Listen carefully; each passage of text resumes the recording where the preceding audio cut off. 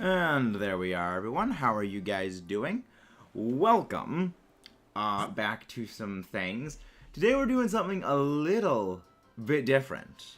Today we are doing the Dynamax adventure stuff while also doing some battles with viewers.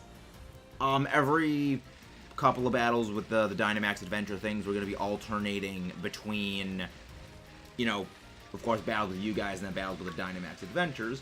But yes, the giant horses are going to be fought, and I'll be honest, I really have no idea why it is they decided to do this now of all times, considering this is the end of Shield and Sword's lifespan. And also, yes, for those who are wondering why I'm using the Zacian, the reason for it is Zacian, as if you consult the previous video we did on the guide for beating the horse things, is actually Zacian is the single best option for just beating them. It comes down to pure damage, it just does the most. It's kind of absurd that you think about, well, yeah, same attack bonus and super effective. Nah, super effective doesn't actually matter when you're dealing with Behemoth Blade, because Behemoth Blade deals double damage to Dynamax Pokemon regardless, meaning that super effective damage normally doesn't matter all that much. What matters more is just them. Yeah, no, Yveltal, it doesn't do nearly enough, because the thing you gotta remember, Bon on top of that is, Zacian has a 170 base physical attack. 170 base physical attack. That is automatically at +1.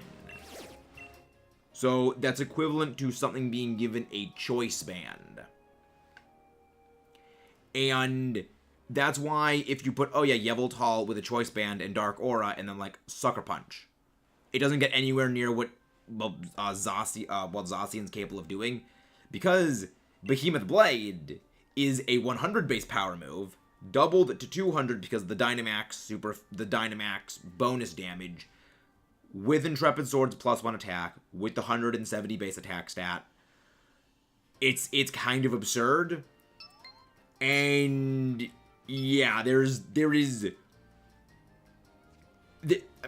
only one thing that realistically can top the amount of insanity that like Zacian's capable of doing to these things, and that is a Bisharp. But it's a very, very specific setup that it requires on Bisharp to be done. It requires Lash Out, a Choice Band, Defiant, and then Spectrier to specifically cause a debuff. So that way it procs the Lash Out bonus, which doubles its base power from 75 to 150. Then the Defiant boost, which boosts your stats, gives you a +2 to your attack stat, which deals slightly less than it does like less damage than to Zacian just hitting you with Behemoth Blade. There is like no reason to not use Zacian, purely down to Zacian just does so much damage consistently. Even though Bisharp can do more damage, it's a very, very specific setup, and if it doesn't do it, it's doing less than half the damage Zacian's doing, and it slows the fights down to a freaking crawl. Spinner's in Gen 9, going to be banned and forced to add Spinnerack. I mean, power to you, Mudkip, for doing that. I would enjoy seeing you swim across the entire ocean just to get to Japan, and then, say you are going to put Spinnerack in this game. I demand it because I am Mudkip. I'd be entertained to see that happen, Mudkip. I would be very entertained to see that happen. But yes, as we have a thing in here, we're going to be doing battles with you guys. After a couple of these Dynamax adventures, we're going to be doing some battles with you guys. Single and double battles in the description below. Link code is, of course, right next to me. I mean, okay, Mudkip. I mean, if you can do it, I'll be impressed. I would be thoroughly impressed if you could do that, Mudkip. They are. However, I'm waiting for people to come in. We don't do initially with friends, initially purely down to we need people to arrive and everything. But yes, these battles will be with friends. These battles will be with friends now.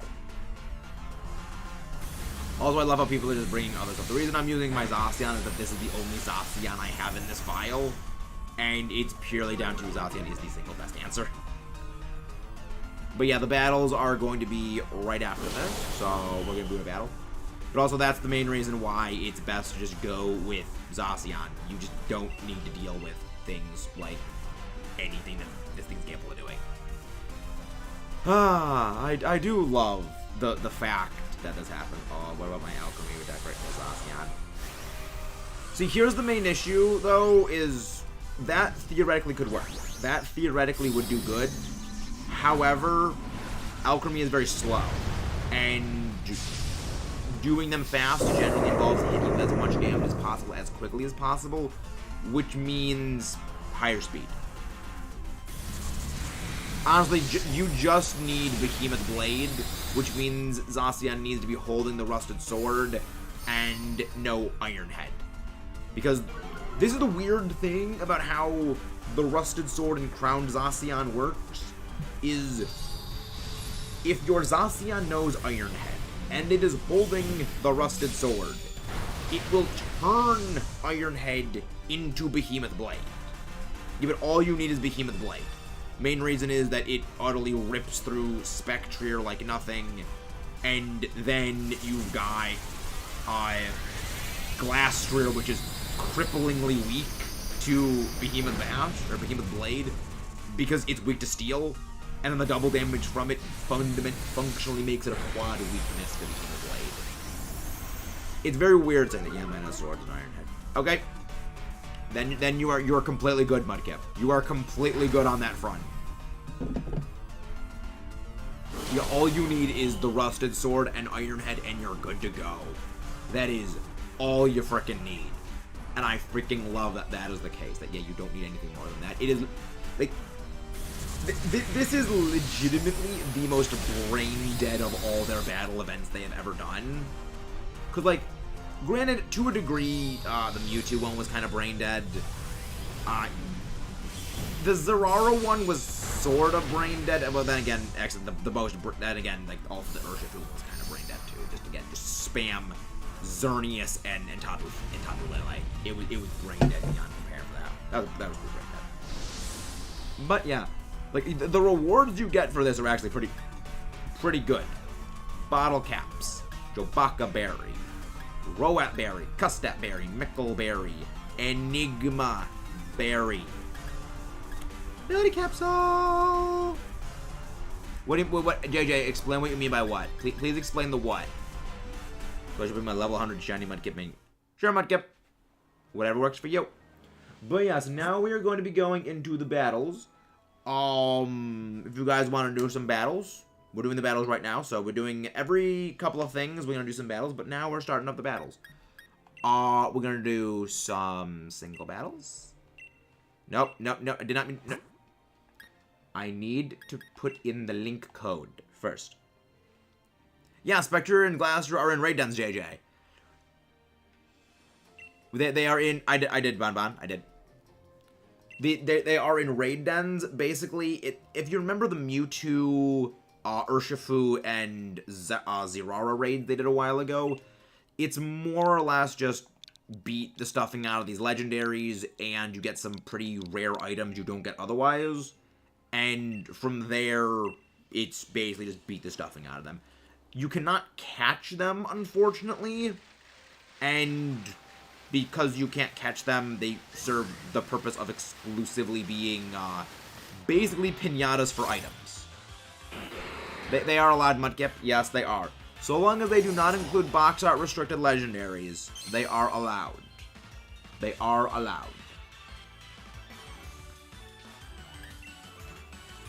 Yeah, honestly, like, Zacian's a Pokemon I have such immense mixed feelings on.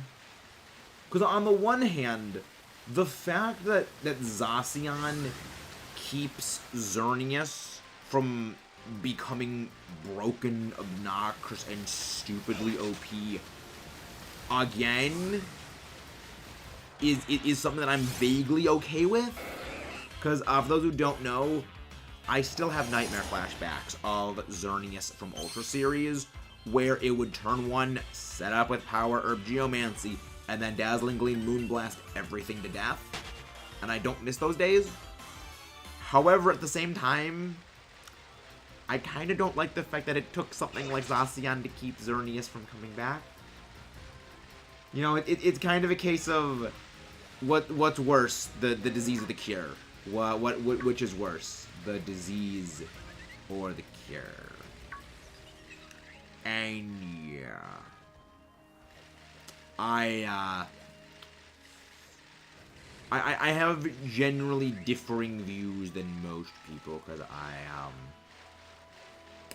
I'm okay with Zacian existing. Like, my policy with Zacian's basically this: Zacian might be stupidly broken, but everyone who ever brings a Zacian to a competitive tournament knows that thing has a massive target painted on its back. Everyone who brings one knows exactly what they're in for. And if you bring a Zacian to a competitive fight, you know everyone's gonna have like 3 Pokemon that are designed purely to kill it. Whereas with Xerneas, you really couldn't do much with that, because the only things that ever beat Xerneas immediately die to Groudon. You're not wrong on that. You're not wrong on that, Bonbon. The funniest thing is that actually, as time went on, Zacian became a lot less used. Mostly that came down to like Glaster and Spectre, Calyrex forms became kind of bonkers. You know, they generally became a lot more useful. All right, our first opponent has been found. Our first opponent has been found. Who are we battling today? I'll design myself. Just remember, the battle rules are in the description below. Make sure to check them out. We always do. No, let's go full battle. Let's go full battle. Let's go full battle. Just do not bring stall. Just do not bring stall. That is my one issue, is do not bring stall. Doubles team, doubles. Yeah, I'll bring this one. This is one of my favorite teams. This is legitimately one of my favorite teams, if only for the sentimentality of its value, which was the team that almost beat Santino, even if it's not great otherwise. Even if it isn't great otherwise. But yeah, it's a fun team. Mainly hitting battles. Stall, Zacian, Legendary spam. The thing is, when you say Legendaries, Bonbon, do you mean Legendaries as in the box art restricted Legendaries? Or Legendaries just in as a whole of just all Legendaries? You know, like Legendaries just like, say, like Latias, which are Legendaries. Even if they're not, like, the same caliber. Because a lot of, like, the Legendaries, like, sub-Legendaries or minor Legendaries, like, there's a whole bunch of different fan terms for them. That's why I just call them Legendaries. And then there's, like, the restricted Legendaries is, like, the subgroup that is the box art ones. Okay, BSD6, okay, thank you, because a lot of the Legendaries don't actually have a base stat total of 600. A lot of them are like 5. Hey, thank you very much, Sandman Games, for that. Like, wait, Beanie Raid. Wait, Beanie Raid. Who's this? Hey, there's Beanie. Thank you very much for that, Beanies and Rice. Thank you very much for the raid. How are you doing? How are you doing? Welcome in. Come on, please go grab Beanie's link. How are you doing? What is new? What were you streaming over there? Monkey Bland 6 guillotines. Fun fact about Oko moves is that Oko moves.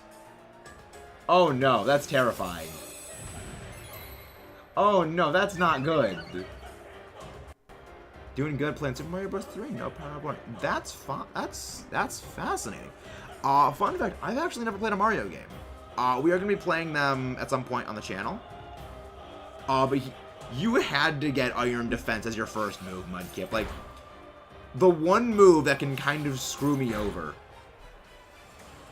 The one move, yeah, at some, like, we're going to be playing Super Mario Odyssey as our first one. It's going to be one of our upload Let's Play series we're going to be doing. But thank you very much for that. But yeah, it's going to be one that we're going to be doing at some point soon. Once we finish either Let's Go and or we finish the Fury Cutter.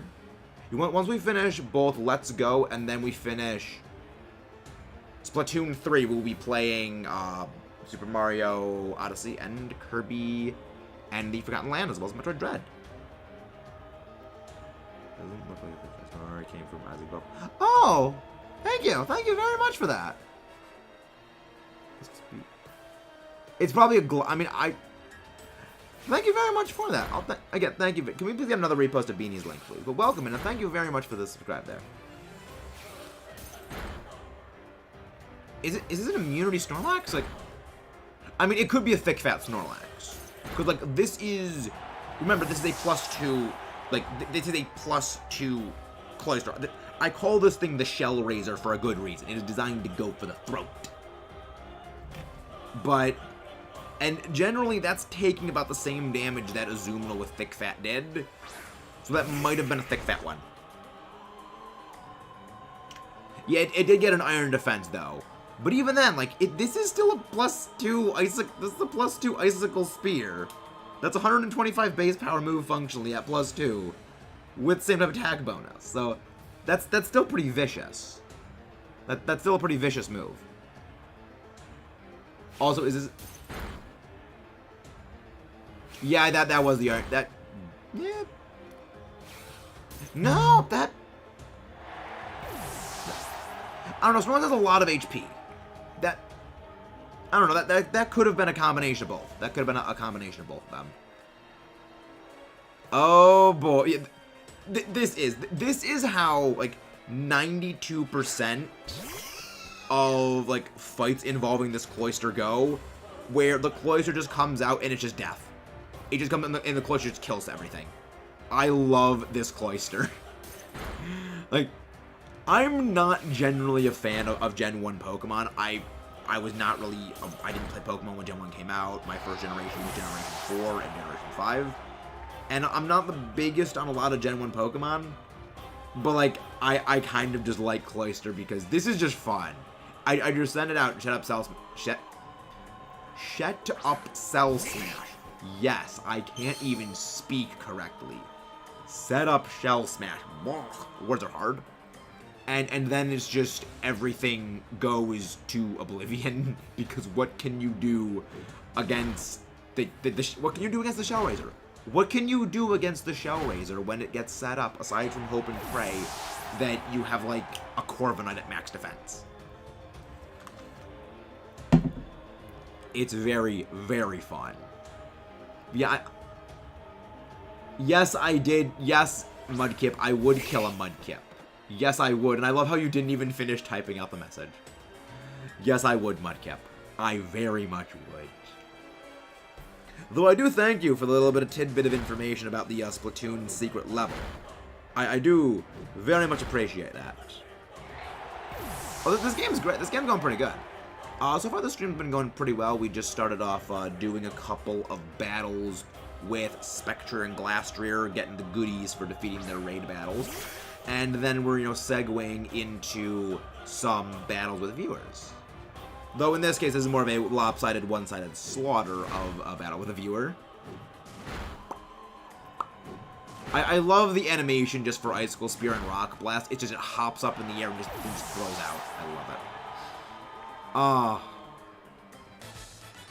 No damage. Oh no, I can't say no damage because we did take that Fury Cutter. We took that Fury Cutter. That was a good game, Mudkip. That was a good game. I like it. I'm gonna be disappointed if the thing doesn't have a Mudkip or something on it. Oh wait, no, I saw your lead card already. That was a good game, Mudkip. That was a good game. But now we're gonna be doing the Dynamax. I almost had Dynamax Adventure battles with viewers. We are doing Dynamax Den battles with the viewers. Great. Great. This is a Tangrowth. Alright. Alright guys, let's beat this math. Let's beat the evolved form of Haze-Bee. Let's beat the evolved form of Haze-Bee. I know, Mudkip, I know they weren't trained, but it doesn't make it any less fun. But it doesn't make it any less fun. Let's see, where is my best thing for killing this thing with? All right, you're already in a team. You're already in a team, so I can't use you. Okay, let's go to our other option. We have other options. Where the frick is my Eternatus? Oh, there's Eternatus. Like, where the frick is he? There's Eternatus. I was wondering where you were. Yeah, I mean, Wycom is just a pain in the butt. Wycom is just a pain in the butt. It's like playing Mario without power-ups. Doesn't make it less fun. Yep. Exactly. That is exactly true. Yeah, honestly, Eternatus is honestly the best answer. Really, it's hard to find people that are you're friend with. It's hard to find people that you're not friends with in Wycoms. That I didn't know. Huh. Granted, I don't really play this at the same time a lot of my friends are playing. So I guess that makes sense. That's still strange. This game, like, I don't get why they had the player search system like almost fundamentally perfect from X and Y. They had it perfect. Leave it. Yep. Don't know if this is my shiny or not. Return test if you find. Really, I did not know that. Yeah, like, I don't get why they backtracked from the player search system from X and Y. I'm not a big fan of X and Y, but I will say this. Their, like, online battle and trade system was, like, the best the series had by a mile just because of the way it worked. And for some reason, they just never went back to doing that. They just progressively made it worse and worse as time went on. Like, the Wycoms are a cumbersome and clunky piece of crap. Like, it seems nice and streamlined. It seems nice, it seems streamlined, it seems well done. It's terrible for doing things like Dynamax battles. It is awful. Yep, that's exactly true on Kip. It was made in China. Or whatever, like, the Pokemon World equivalent of China is. Because we know that, I mean, that's one sort of fun thing that just, like, rewatching a lot of the old episodes of the anime was, where you have, like, Misty and some of the characters in the games explicitly referencing real-world locations. Like, I remember, like, the SS Anne episode of the anime, Misty explicitly mentioned, like, the city of Paris. And in, I forget what gen, I think it's, like, Gen 1, they refer to, what's it, Lieutenant Surge as the Lightning American, and they, like, retroactively, oh yeah, he's from Unova. So the fact that those locations exist but are retroactively changed to being locations from Pokemon doesn't really make it, but also nice with the Mudkip burn. Dynamax Cannon is actually faster to use than, it does more damage than Flamethrower. Reason why is it is functionally super effective because it deals double damage to Dynamax Pokemon, which says double damage equals super effective. While you also have the same type attack bonus 50% boost, juicing the damage even further. Made it worse and worse, and Pokemon no ideas. Yeah, you know, fair point. I'll just shut up now. Also, I need to get some water soon. But yeah, it's like I enjoy just like those like little retroactive weird things that the games did, where things have, oh yeah, this is a place that exists in the Pokemon world, except not really, because now we've made an analog of that Pokemon, of that real world location in the games, despite that we explicitly referenced it in the previous game.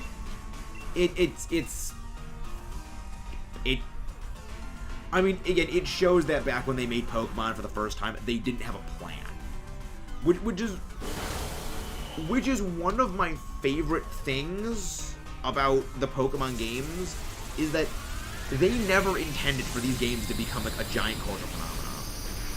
Thank you very much, Beanie. Thank you very much. Have a wonderful day. And come on, one of my mods, please go grab Beanie's link again, please. Meanwhile, Tangrowth has now been, defenses are down. Defenses have been lowered. Go for the lasers. Oh, wait. Oh, goes into second barrier mode now. Barrier number 2. Fire Lash. You are the signature move of Heat Morph for, I think, 1 gen. And then Salazzle got it. And then Salazzle is just able to use it actually quite well in here fast.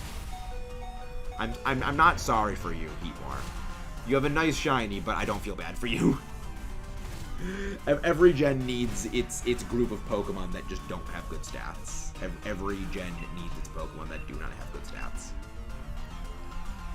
Oh yeah, right, Mudkip, you need to recharge.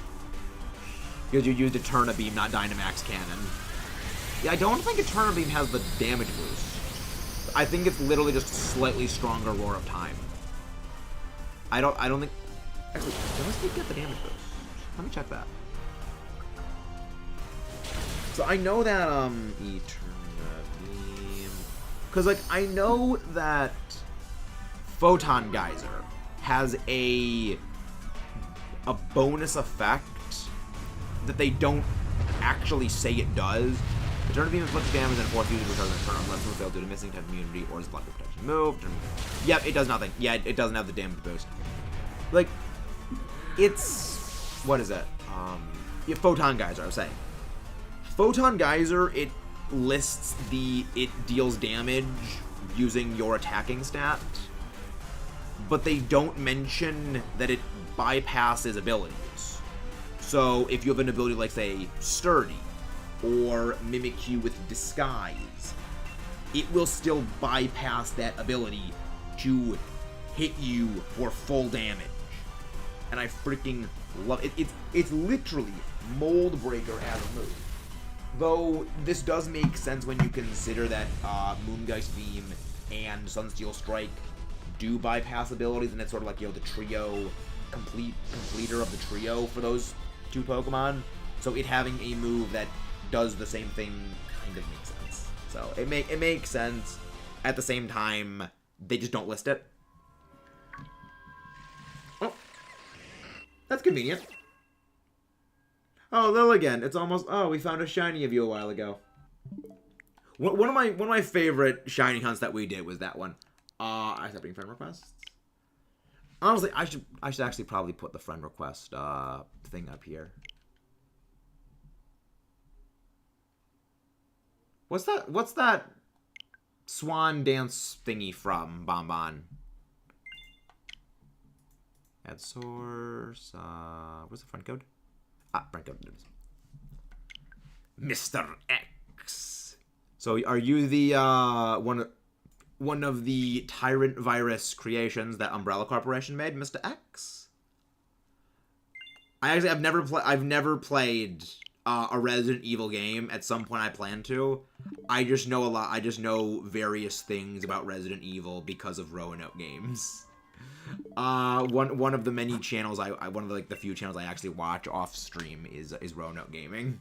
I enjoy their breakdowns of various fictional things and what realistically would need to go into them for them to happen. Oh, Kyurem the Forgotten Land.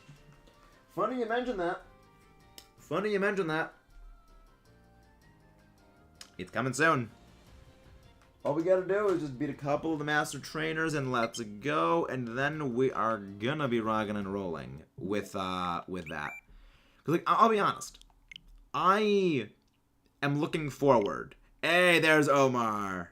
Hey, hello there. Devrick Alman, welcome in. Hey, barely make it. Oh, welcome in here. Welcome in, everyone. Also, love the Meta Knight. Omar, I love the Meta Knight icon. How are you guys doing today? Welcome in. Hope you guys are enjoying everything around here. We're just doing some Dynamax adventure battles with everything. Welcome in, everyone. Hope you guys are doing well. We're doing some Dynamax I keep saying Dynamax Adventures when it's not. It's Dynamax Raid 10. I'm so used to saying Dynamax Adventure from a year of Ho-Oh raids. We're just doing Dynamax battles with viewers for beating the Glaster and Spectrier things, as well as doing battles with you, the viewers. With our Pokemon teams. But how are you guys doing? I have no idea what that is, Bonbon. I have absolutely no idea what that is. But if you guys are new and you guys enjoy the stuff you see here, please don't forget to leave a like on the stream and subscribe for more. Hey, thank you very much for that, Vaporeon Ars Gaming. Or was that Aries? Is it Ars or Aries? Because, like, I know that's the way Aries is spelled, but it's not capitalized, so I'm just wondering. We are connected to the internet now. We do all kinds of things here on the channel. We do, you know, Pokemon, we do some shiny hunting, we do Splatoon.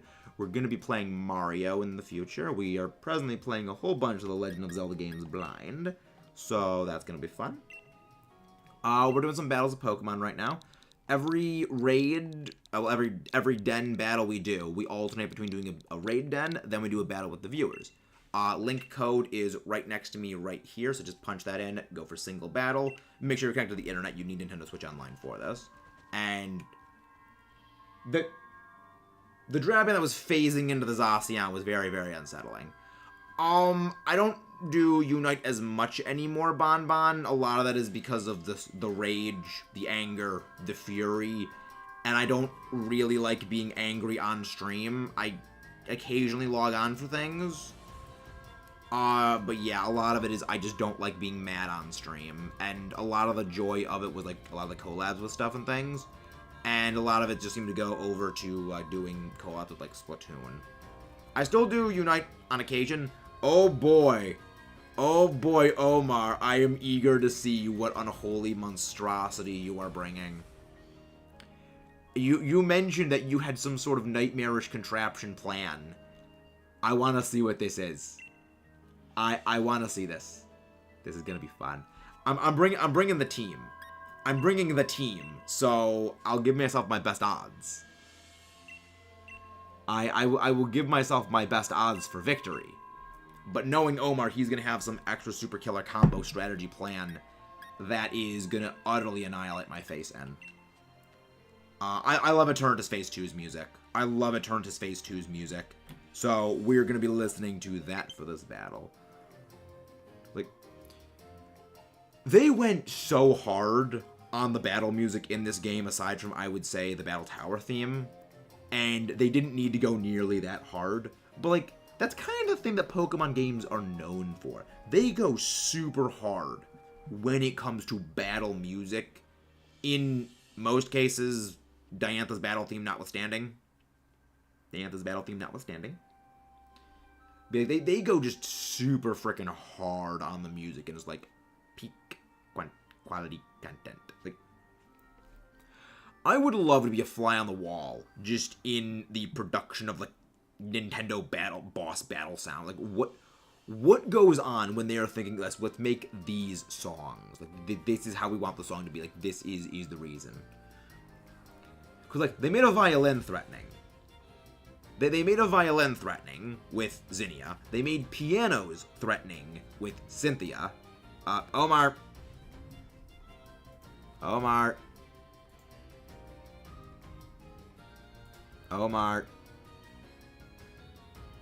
Also, yes, Mudkip, that is exactly true. I am saving this. I am pinning this. That is going for later. Oh boy. I detect screens. I detect screens on this team. Okay.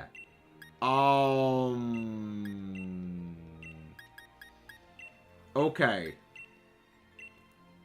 There is one member of this team that scares me. There is one thing on this lineup that absolutely terrifies me. Hey, Andreas, how are you doing? How are you doing, Andreas? Can someone please go grab Andreas' link, please? How are you doing, my friend? How are you doing, my friend? There is one thing on his lineup that terrifies me. Okay. Alright. This is what I like seeing. Okay, now this is where I think this becomes a game of chicken. Finally finished Mario Party render, took 5 hours. Holy crap. Why did it take so long to render? How long was that video if it took 5 hours? What took so long about it?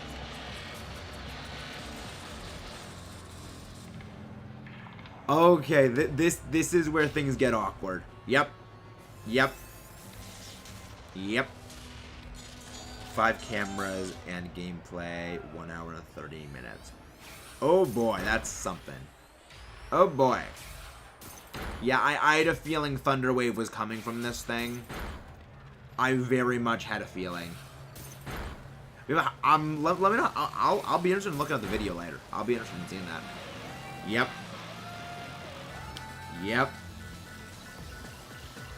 And this is why this thing scares me. I don't really have fond memories of Grimmsnarl when it comes to competitive, specifically because of its team. If you want to hate my friends, I recommend Mario Party. I mean, Mario Party is up there with like Dokapon Kingdom and Mario Kart. It's a game that you only play with people that, like, if you want to hate your friends, you play this with them. Yes! No paralysis on the Shell Razor. The Shell Razor cannot be stopped. You can't stop this death machine. I love you. Mario Party is a game that ends friendship. That is very true. Just like the Blue Shell, and just like Dokapon Kingdom. Like, I enjoy them. I enjoy games like that just for like the sheer amount. Oh, we got paralyzed. Let me just. Oh yeah, right. Lapras learns Thunderbolt. No. I have a sash. I have a focus. Hey, Derek, how are you doing? Can someone please go grab Always More's link, please? How are you doing, Always More? Yes, that's rock blast. But yeah, Lapras is good. Oh crap! Please tell me it's not weakness policy. Oh crap! Oh crap! Adapt. This is bad. Okay, this is where things are getting awkward. Meta. Anyways, Meta, do you have Mario Party? I've just said I've never played a Mario game, Mudkip. No, I don't. What do you mean is that blue you see? What do you mean Always More? Okay. I didn't check how many turns are remaining in it. Okay, this is... Okay. Okay, this is where things are getting dicey. This is where I gotta get into the major brain plays here. Okay. Info. Please tell me Reflective looks one. Okay. He had a light clay. He had a light clay on. That's clever. He had the light clay. Okay. Okay. So then my auxiliary play. Yes. Yes, it worked. It worked. My plan worked. For those who don't know, I love Gastrodon. I love Gastrodon. I love Gastrodon specifically. Oh crap, he actually had Freeze Dry. I called your bluff on that, Omar. Because you used Thunderbolt. I called your bluff, and you... Okay, then. I mean, Gastrodon went down like a hero. Gastrodon stalled out the timer. Gastrodon stalled out the timer, which is what we needed. Now, let's crank up that Doom music, because it's time to rip and tear. It is time to rip and tear.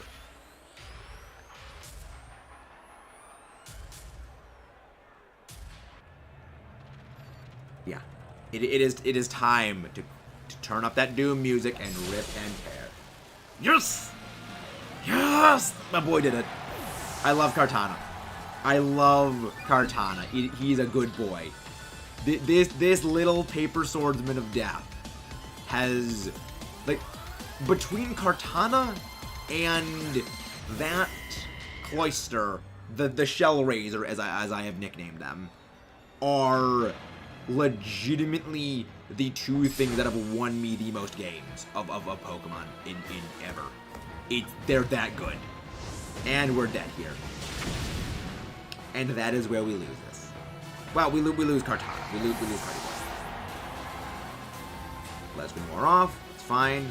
You have done well, my good bean. You have done well, Kartana. Your sacrifice will not be in vain.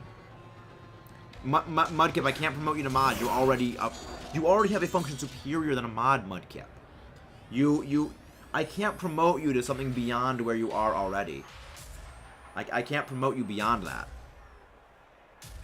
I'm calling Sucker Punch on this because Omar is clever. Oh, you're banded. No, wait. You have to be Scarf. You have to be Scarfed then. Because this Lanias, I'm pretty sure I typed this Lanias for maximum speed. Okay, you're Scarfed then. Well, that's the good thing is I know you're Scarfed now. I now know what your item is, and I now can defeat this. I just gotta lock you in, and now I just did that. Where'd your Pokemon go? Right, you've got that thing. You have that thing. Which is good because I have this. Oh.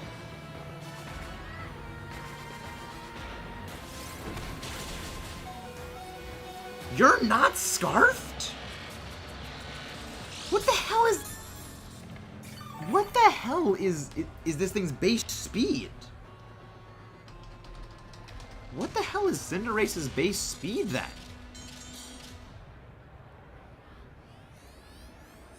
119. Oh, 119. Right, Latias's speed is not 130. That was the Megas. That was 130 base. Okay. Okay. I was still operating under the assumption that Latias and Latios have base 130 speed because that was the Mega's speed. I didn't know that. I forgot that. Yeah, they actually they gained speed when they Mega evolved. Okay, that makes this okay. That's why. Okay, that's good to know. That is good to know. All right. See now the other plans come in. Now the other plans come in. All right. There. Yeah, he was probably calling. Oh, he was probably calling a switch into. Did you think I was gonna go to Urshifu? Really? You thought I was gonna go into Urshifu? Oh boy, please miss. Oh boy. Yeah, this is where we lose. I think this is where we lose here. Okay then. Okay then, we lose here. Good, well played, Omar. Very well played. Vexing out two of Mamon's battle of value. Alright. Alright, that'll be fun, Kale. That'll be fun. Yeah, we just lose here. Yeah, we straight just lose here. Yeah, I thought that thing would have been Scarf, but no.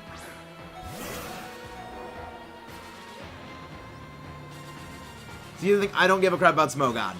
I don't give a crap about Smogon. Hey, Danny, how you doing? Please go grab Danny's link, please. Wow.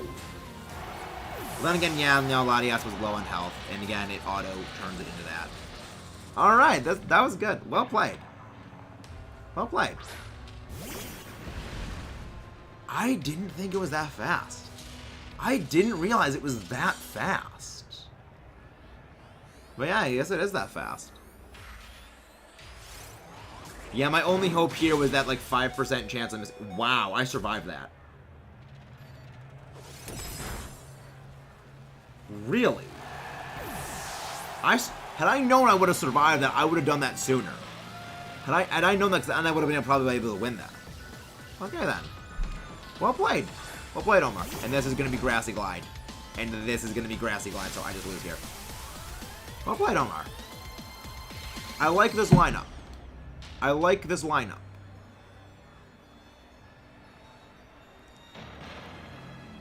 Yep, there's Grassy Glide. Round of applause for Omar. I called your bluff on the freeze dry. Had I not called your bluff on freeze dry, I would have won that. I didn't think you had freeze dry because you used Thunderbolt. Almost always, I've seen Lapras that don't run freeze dry running Thunderbolt specifically because they don't have freeze dry. I respect that. I respect the play.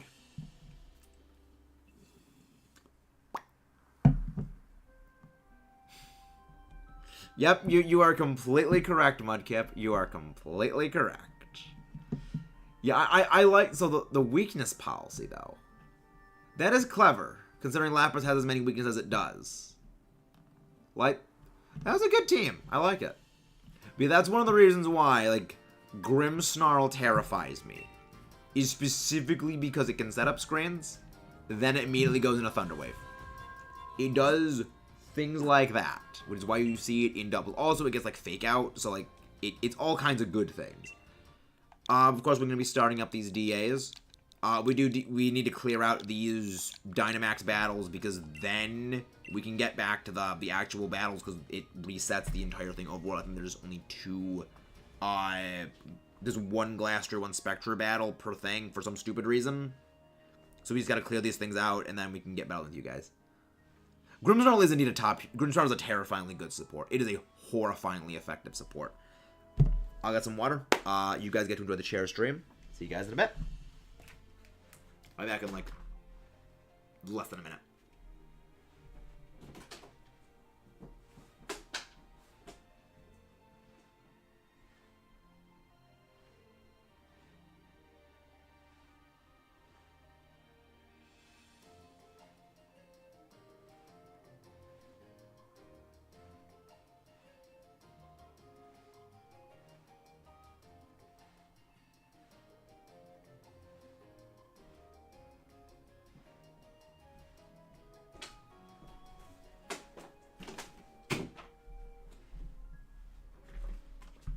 And we are back. We just switch up something. Grimmsnarl. Yeah, Grimmsnarl is like terrifyingly good. Alright, Boreon, thank you very much for coming in. It's alright, I understand. Yeah, my phone battery dies on me constantly as well. There is my turn. No, Zacian would still be stronger. Zacian would still be stronger. Like, it's very strange to think about it like this. That Zacian, outside of a... Like, outside of a double super effective matchup or a typing that resists Steel, it is almost exclusively the best counter to any Dynamax battle. Because of the fact that it automatically gets +1 from its Intrepid Sword at 170 physical attack. And then Behemoth Blade's effect of, yeah, it just deals double damage to Dynamax Pokemon. It's like, wow, that didn't get it into the shield zone. That's kind of sad. That's kind of sad that it didn't deal anywhere near enough damage. Oh boy. Oh, this is not good. Yes, Hydro Pump still hit. Hydro Pump still hit. Oh yeah, right, animations turned off doesn't get rid of the whole this thing. Yes, Sidearm Shell hit. Bold Nature, Weakness Policy. I respect that, Omar. I respect that. Yeah, I called your bluff on no freeze dry. That cost me the game. Because if I still had my Galastrodon, I would not have had any fear from your Cinderace. And that was the end of me. Hey Aiden! Hey Aiden. Yeah, that was a... So what are the moves on your Lapras? I assume like Hydro Pump, Freeze Dry, Thunderbolt, like Psychic? What would the last move on your Lapras' moveset be? Thank you very much, Aiden. Thank you very much. Yeah, Borsley hit herself in confusion with that. Okay, good. It's using that on the Pokemon that resist it. So he's gonna resist a Pokemon.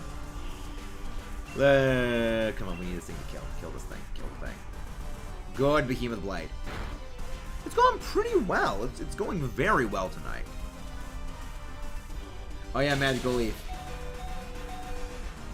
Right, Focus Sash. I forgot this thing has Focus Sash. Let him jump. Please don't target. Good at targeting that thing.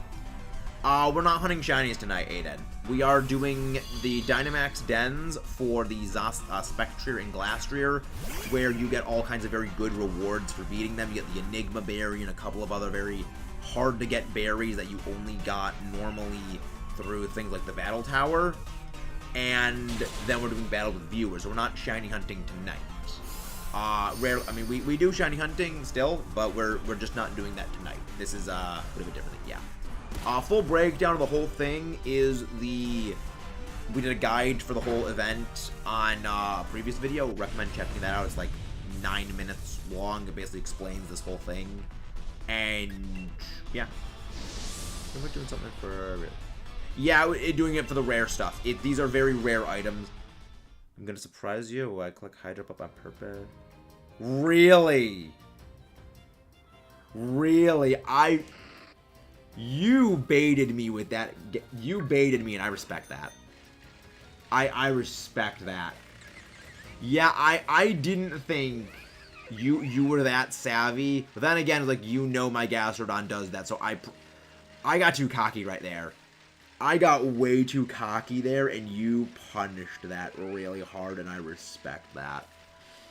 Like that again, that's one of the reasons I love and hate that you guys know my lineup so well, because you guys can do, like, you know, yes, I know he's gonna go for Gastrodon, and he's gonna do this. Because I realistically, I shouldn't have even sent Gastrodon out. Realistically, what I should have done is gone straight into Kartana and go for Sacred Sword immediately, because that would have removed Lapras from the equation. There we go. There is a Glastrier. There is a Glastrier. Ready to have a double battle with Mana. Yeah, after this, Kayla, it's going to be the double battle. This is going to be fun. If you guys would like to join in, link code is right here. Should be popping up in YComs. You need to add me, though, as a friend in order to get the YCom thing to appear quickly. Yeah, that's going to be fun, Kayla. Don't worry. You mean multi-battle or double battle? Because, like, multi-battles are different than double battles. Wish the Horses event was the same with yeah, I agree. I very much agree. The Zeraora event was so much better. Like, the Zeraora event and, like, the Mewtwo one, I think was just overall a lot better because they gave like other more useful things. They did give ability patches. They gave ability capsules. Well, they didn't give ability patches. That was I think that was a different event they did. But yeah, they just gave like overall more useful items. And also the Zeraora one, like, you do enough Zeraora raids, you get shiny Zeraora. Like, you do like we as a global community do 1 million Zeraora raids. We get the shiny Zeraora. I liked that. I just wish that. Yeah, that was like 2 years ago. Was that when the Crown Tundra? That was when the Isle of Armor first came out. Yeah, I think that was when Isle of Armor first came out. I don't know how to pronounce names. I don't know how to pronounce its name. And I think that my not pronouncing its name correctly shows that I really don't care for it. Because, like, I mostly learned how to pronounce the Mythical's names from... I mostly learned how to pronounce the mythical Pokemon's names from the movies, because like all the Mythicals got like a movie associated with them, I think, until relatively recently. I think actually starting with Zeraora was, like, again, they were in a movie and they were the main focus. And I always don't... Okay, the name that they're said by in that movie is what I just call them. You have Keldeo, Deoxys, Jirachi, Mew, Celebi, etc., etc. And I don't think they did one for Zera. I know there was an episode of the anime that had it in, because like Ash gets transported to the ultra space thing where like Guzzlord eats everything, and he has to like use Gigavolt Havoc to like open up a portal to get home, and like Zera is in that one. But I mean, it's an episode of the anime, and I don't think that they have its name be said all that much. Zerara.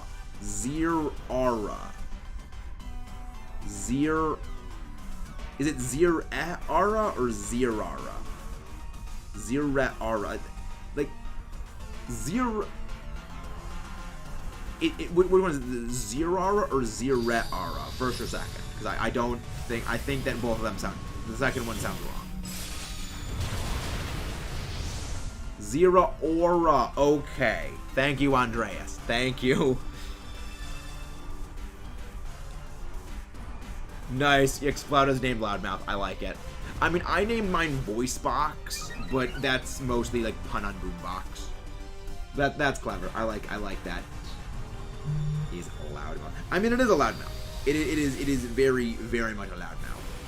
Also, yeah, honestly, Zamazenta is not bad for this. Like, next to Zacian, Zamazenta is the best option, as weird as that sounds. Purely down to Behemoth Bash is so ridiculously absurd. Like, that is how good Behemoth Bash is. Like, for all the not great, like, offensive stuff that, Zamazenta has, I do love the Whismur, Louder, and Exploud as names. I do like their names. They're silly, but also I kind of just think, like, I like how Whismur's ears are like earmuffs. They're earmuffs, which is kind of funny considering it's a whole Pokemon. The entire Pokemon's thing is like being loud. So one that is like quiet is kind of funny. But yeah, I mean, again, I enjoy the older games that had like silly things like that. But yeah, against both Glastrier and Spectrier, the best answer to both of them is actually as Zacian. So if you have a Zacian, I recommend bringing that. It does the most damage of anything against Zacian. Yes, Zacian does the most damage against Zacian. Yes. Yep. Zacian does the most damage against Spectre and Glastrier. Can't speak. If you don't have Zacian against Spectrier, like Dark type, like Yveltal or Bisharp with like Sucker Punch, do very, very well. Against Glastrier, Behemoth Bash with Zamazenta is fantastic. I mean, then again, also you could just go with Eternatus. That's the name of it. Eternatus is also a great thing to use because Dynamax Cannon deals double damage, which is the same thing that Bash do. It's just you don't have the +1 auto attack that Intrepid Sword gives. Yes, I know. I again, I had a whole video done about this because I nerd out way too much about this stuff. Oh, that's not good. Oh, that's not good. Oh, that's even worse. Really? Really? A double freeze? This is awkward. Also, what? Blizzard is a 30% chance to freeze, or is it a 10? Because, like, I know, Blizzard. There we go. Blizzard. Effect. Generation, template just for the target in Gen 1. It really changed that. After Blizzard is now reached 7%. Blizzard reps action check and 30% chance. Oh no, that's hey. Alright, more battles. Really? It is still a 10% chance to freeze. It is still a 10% chance to freeze. I thought it was 30. Really? Huh.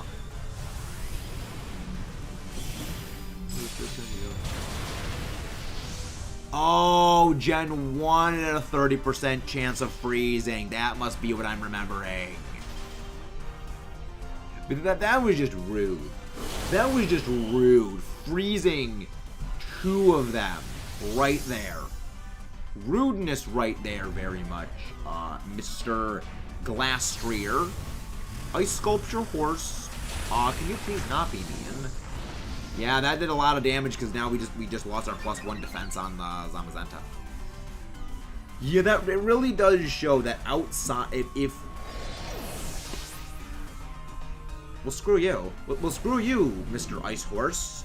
We will shatter your Ice Sculpture face into oblivion.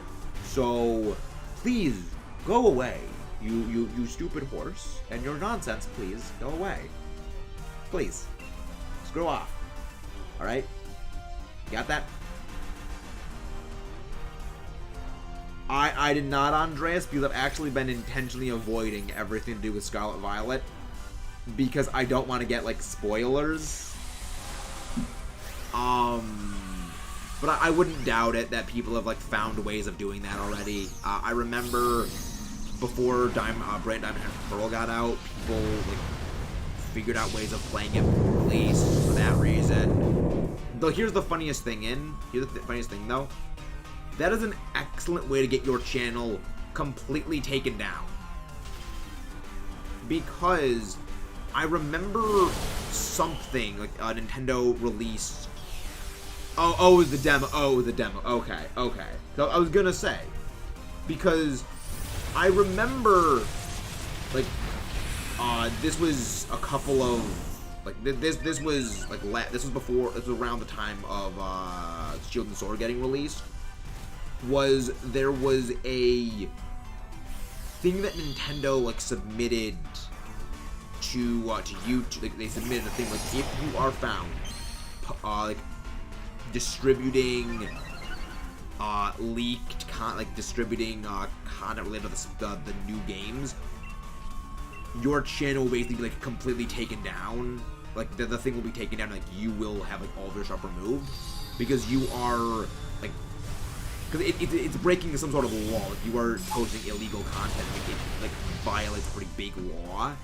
And I remember something about that happened where I'm remembering it all very, very poorly, but I remember there was something that Nintendo and the Pokemon Company submitted where if you, like, distribute leaks, well, not leaks, like, you distribute actual content about the new game, like, you post information about it before it has been officially released, bad stuff will happen to your channel. What do you mean, like, technical spoilers, Andreas? What do you mean, like, technical spoilers? Like, mechanics of the game, or, like...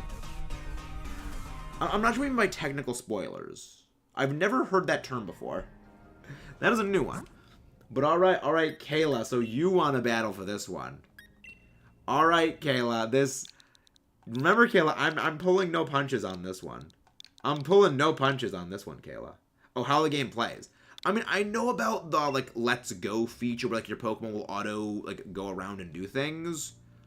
I know about, like, the Terrasilize thing. Is, like, some new gimmick gameplay thing they've added that's, like, on top of all of that, like, some other idiosyncrasy? Because if so, could be literally... Yeah, like... Yeah, okay, so, yeah, okay. If it's just... Oh, yeah, here we're just porting in the stuff from Legends. Because I remember saying months ago, Legends is a tech demo for Scarlet Violet.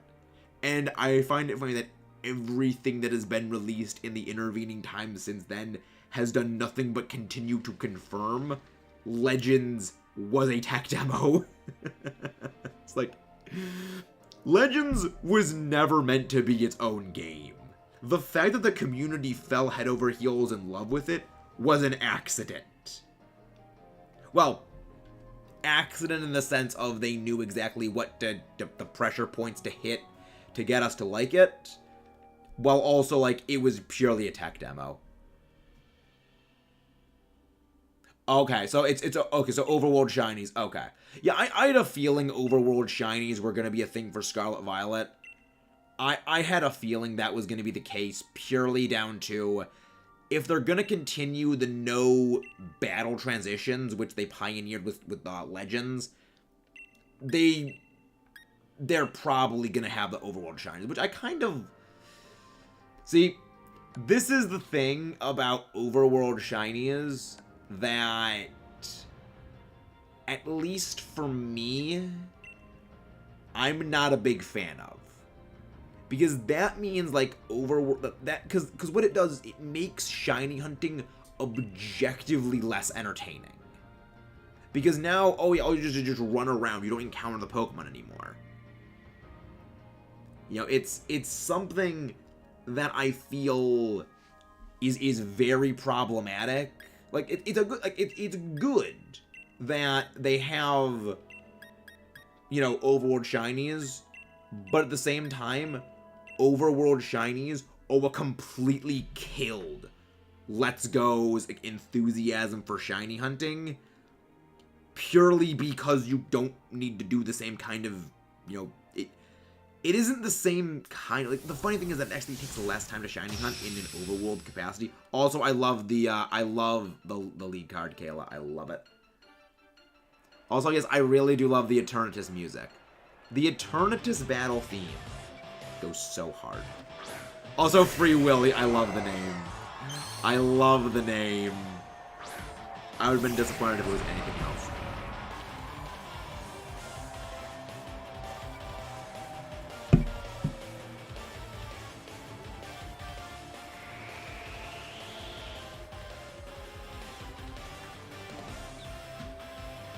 And this is why I love knowing about speed mechanics. And this is why I love knowing about speed mechanics.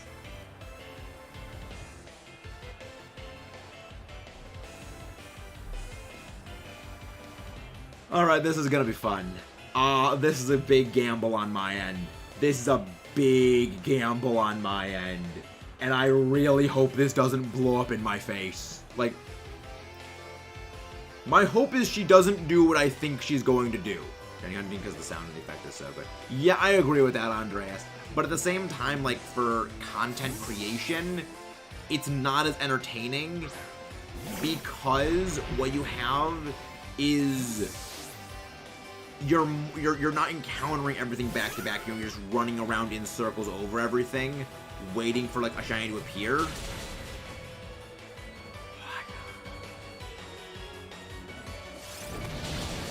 Junk it! Yes! It worked. The plan worked. The plan is working. The plan is working.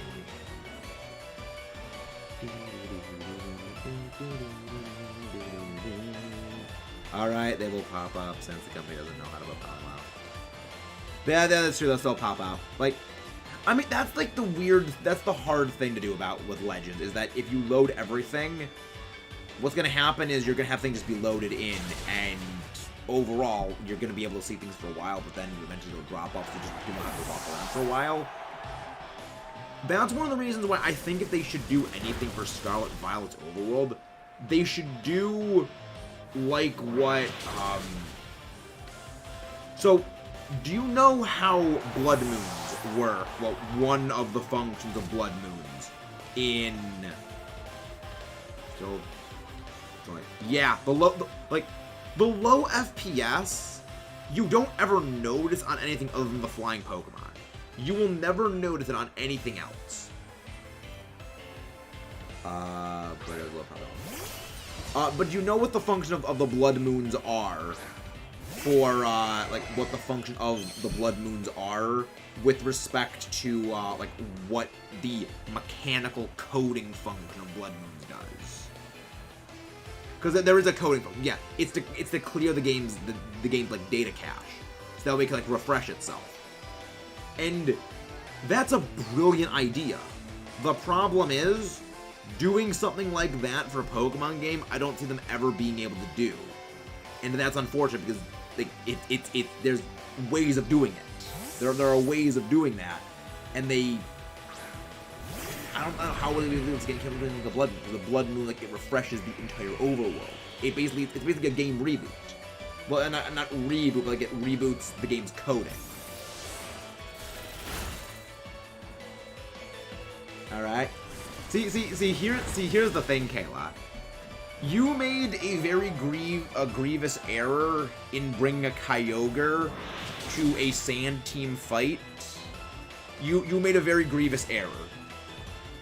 The reason for that is Gastrodon default beats Kyogre. I'm very sorry, Kayla, but Gastrodon default beats Kyogre. That is one of the reasons why, like, you see Gastrodon so heavily used in VGC, is that there is... What am I saying? Gastrodon, long-term, will outlast a Kyogre because of the reason. There we go. Andreas, you go to sleep. Thank you, Andreas, for coming in. Again, great conversation. Always glorious conversation with Mr. Andreas, SSG.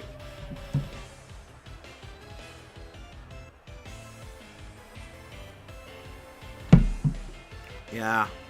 Hope tomorrow's workday goes by fast, Andreas. Hopefully it goes by fast. See you tomorrow, my friend. Well, then again, isn't it tomorrow already for you? Cause like, isn't it like 3 a.m. or something where you are? Oh, it's Calyrex. Okay. You're lucky I didn't go for Earth Power this turn. Otherwise, that thing would have been dead. Don't play Fortnite and don't plan on doing so. See, yeah, good, Bon Bon. Good, Bon Bon. Good, you do not play Fortnite. Yeah, you should. Yeah, that's yeah, that doesn't sound like it. Oh, I'm sorry, Kayla. Oh. Oh.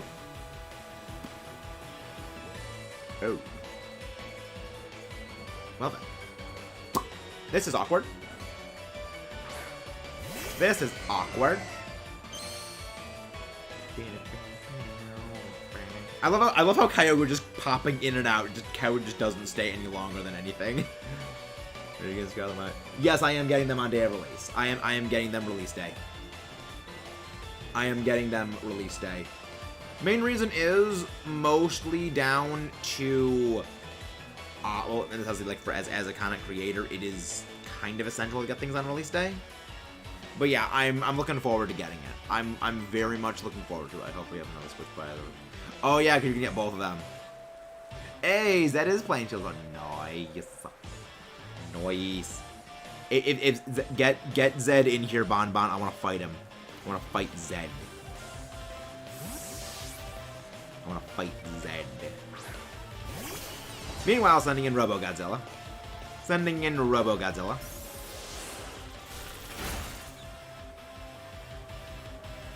Really? That was a good switch. That was a good switch. That was a very good switch. Good thing is that attack drop doesn't do anything to me. Is that Assault Vest? Is that an AV Kyogre, or is that just my attack that is just absolutely a potato? Then again, it's probably a combination of my stat and just a potato anyway. Because like, this Gastrodon is not an offensive Gastrodon. This Gastrodon's entire purpose is literally to stall things out, hit you with Scald, recover, and wear you down. All the while, it is just dealing with getting, like, soaking up water moves. Really? Really? You're gonna do me like that, game. You're gonna do me like that. Okay then. Okay then, game. That's what you're gonna do. If you're gonna do that, the freeze. The freeze. Okay, good. Well then it's a 30% chance of that happening. So that's likely for the burn to happen. A 10%. It's 3 times as likely, but you get the semantics.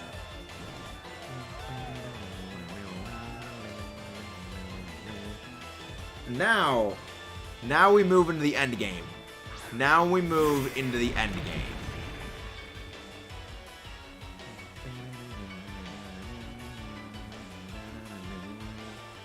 The end game has now been moved into. This is the play. I like how both of them are burnt now. The gradual residual chip damage. The gradual residual chip damage is going to be ranking up. But I have another plan in store for that to begin with. This is good. This is good. The big worry, though. The big worry. Okay, good. She didn't realize that. Good. Kelly Kitty is now gone. I mean, Lapras is just very good. Lapras is just very, very good.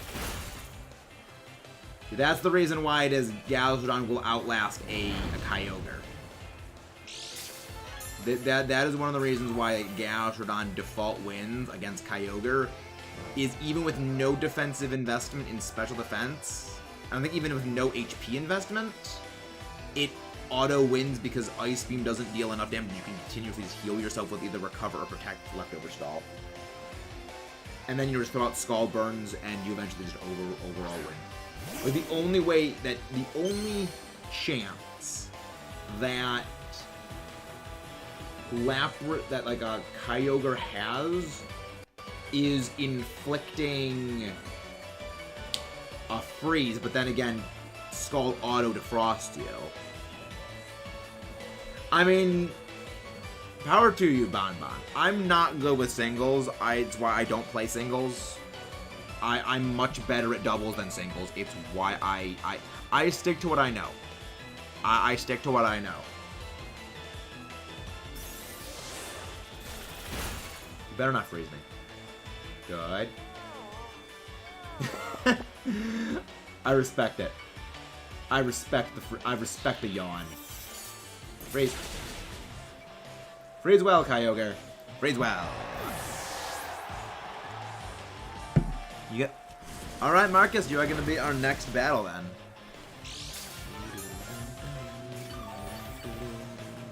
You'll be the next battle then, Marcus. Doubles or singles is the question. What do you mean, Aiden? I'm not sure what you mean. I think, does Kayla still have one thing left, or... Yep, Victini. Still had one thing left up her sleeve. Let's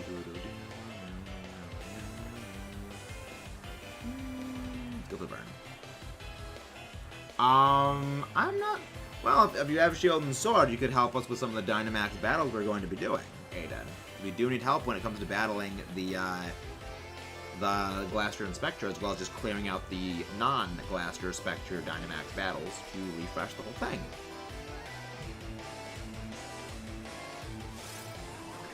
Alright, Victory Star. It doesn't have String Race, it's Victory Star. I don't have online, yeah. That's... Oh yeah, right, we have Storm Drain. Right, I forgot about that. It draws my own brine.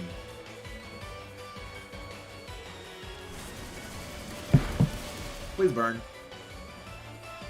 Dang, the rain stopped. Alright. No, I was like... I briefly forgot what Victini's ability was. It's Victory Star. It doesn't get Serene Rays. I was like, what is its ability? I know it's like one of those ones. It doesn't get that. Oh, yeah. I mixed it up mentally with Jirachi, and that was a flub. And that was a flub. You know, Victini does not get Serene Grace. I mixed it up with Jirachi. That was a mistake, Kayla. Going for the going for the Galveston was the mistake.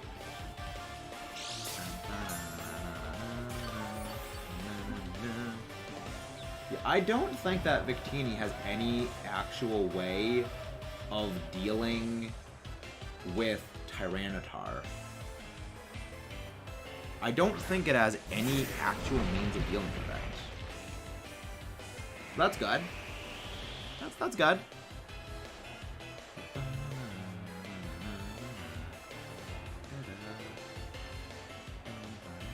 I get it. Just, Eternatus Music version 3. It goes so hard.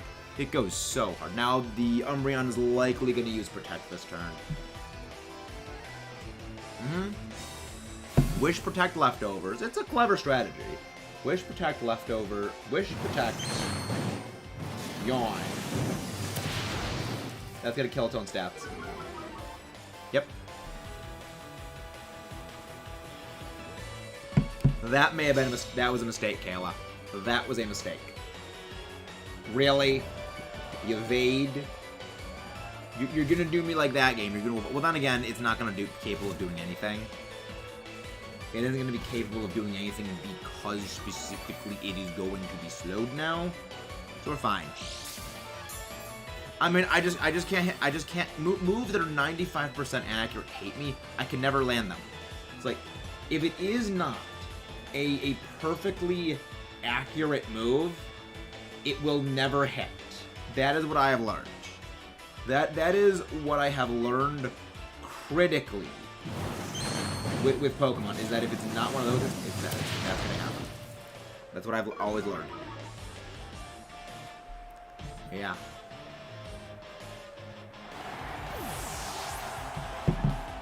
That is what I have learned.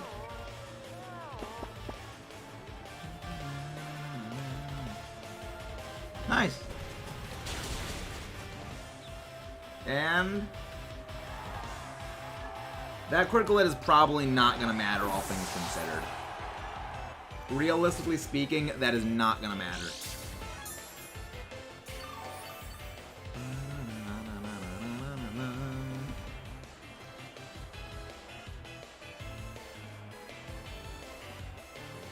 Umbreon's actually very, very good in doubles. Umbreon is incredibly good when it comes to doubles. Helping Hand, it has access to Helping Hand, it has access to... yeah, Helping Hand, Yawn, Foul Play, Screech, Work... It has so many good moves. There are so many different things that it is capable of doing that it's kind of terrifying. Because it's got such a very good utility kit. The other thing is that it's a brick wall. It also has inner focus, meaning it cannot be flinched. It's got a very, very good kit when it comes to doubles. It is not to be underestimated. It's very, very impressive with what it can deal with. Though, in the end, when it's on its own, it doesn't really have all that much going for it. Reason being that it can't really do much in terms of deal damage to things that, you know, are not, well, weak to foul play. The other thing is that a lot of things that are weak to foul play don't really have the ability to do that kind of stuff. So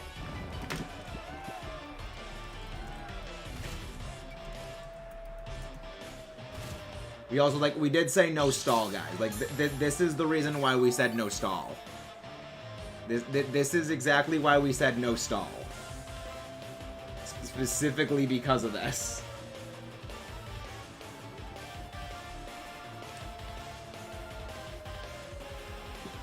There's a reason in the rules it says no stall.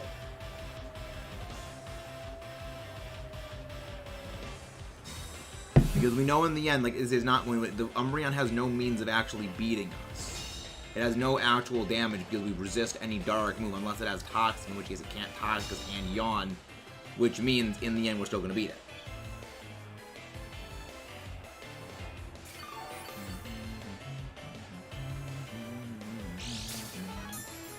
Yeah, this is pretty much the exact reason I say no stall.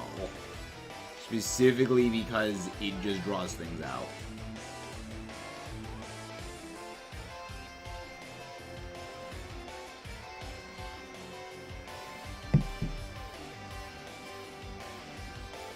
Yeah, because now it's got to go the gamble of, okay, Yawn, but meanwhile I can just flinch it. Now I just flinch. Yeah, foul play. It can't do anything to either of us. It's gonna do no damage because Togekiss has no attack stat to speak of. So yeah, Umbreon has nothing it can do against me. Umbreon just loses here.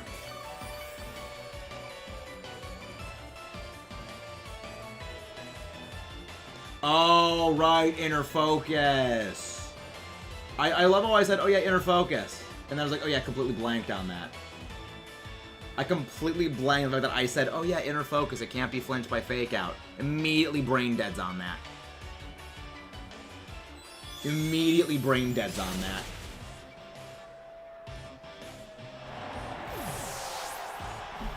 Thank you, Bon Bon. Thank you, Bon Bon. I feel so stupid. I feel so dumb. Hey, Mudkip. Yes, lemon. Exactly. Lemon.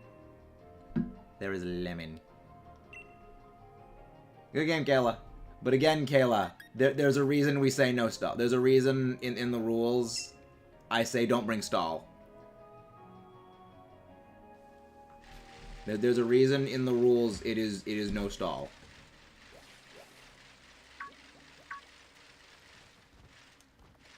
Oh. It's a Choodle, that's what that was. Like, what the frick is the glowy thing? I do, Kayla. Yeah. Oh, Mudkip. No. Yeah, I have your trainer card. I always get everyone's trainer card whenever I go against them. And anytime I don't have someone's lead card, I always make sure to take it because I do like collecting them. I have a very large collection of lead cards.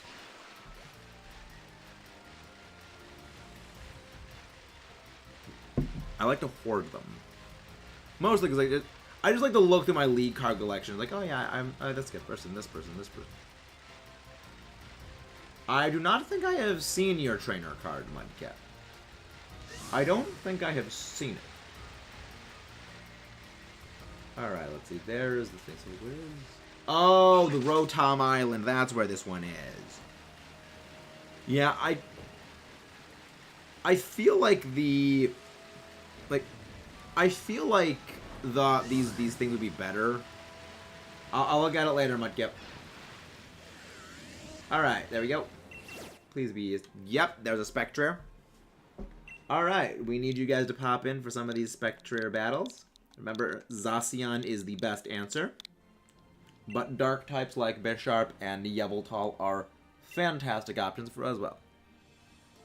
Alright, Marcus, after this, we're going to do a battle. You want double or singles?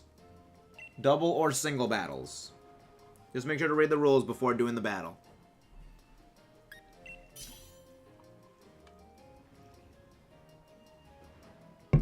Just make sure to read the rules first. Alright, doubles. Very good. Very good. So, will there be box art restricted legendaries in the battle or not? Mostly reason for that is so I know which team of mine to bring. Actually, wait, no, Right, yeah, I actually took that team apart, so yeah, so no box art restricteds for that fight. No restricted legendaries for that fight, because that team is no longer one that I have built.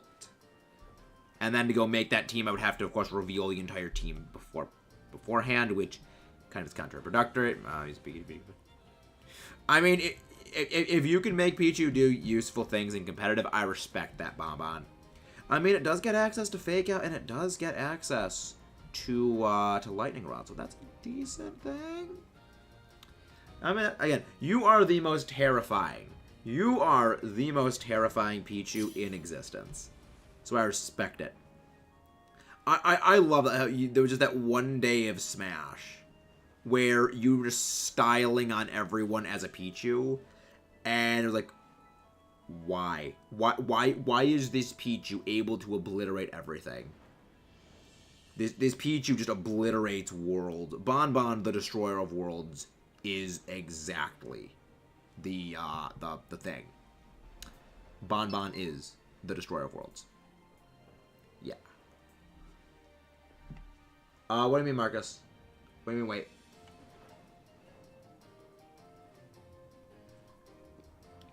Interesting. I mean, your Fake Out Nuzzle is like standard for all Raichu because it's just very, very good.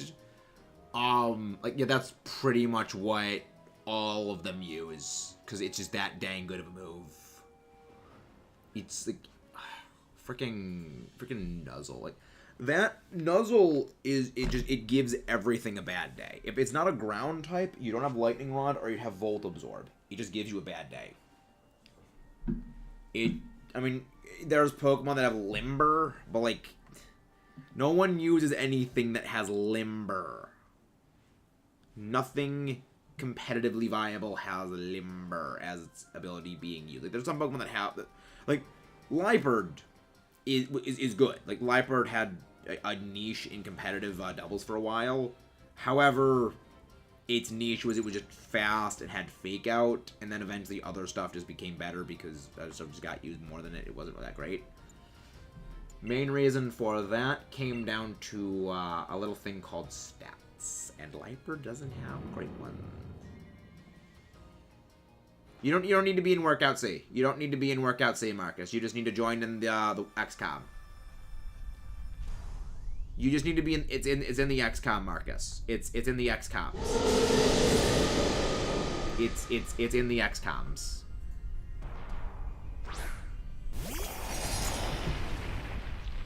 It's within the XCOMs. The YCOM, not XCOMs. Sorry, a friend of mine has been telling me about the game XCOM, and it's one of the things I've been looking into eventually doing. And yeah, and I just periodically mix things up. So yeah, no one Dynamax. It'll speed things up more.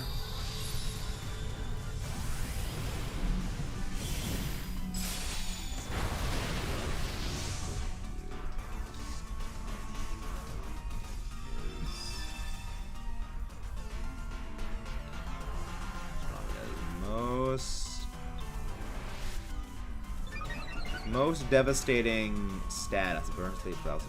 Well, Confusion is not among those statuses. Confusion is what is referred to as a volatile status condition. It's not lumped in there with the others.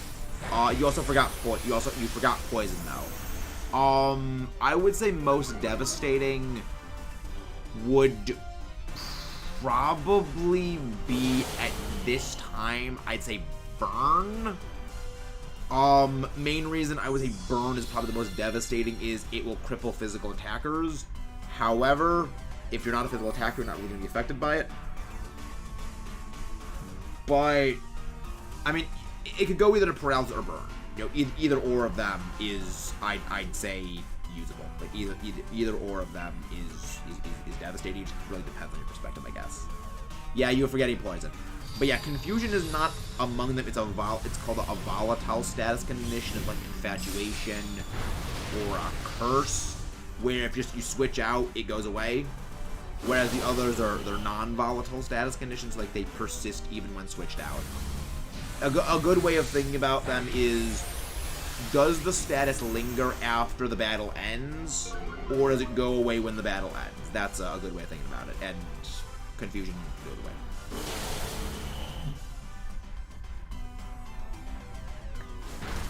Always happy to help, Bonbon. Always happy to help. But yeah, that's one of like the main.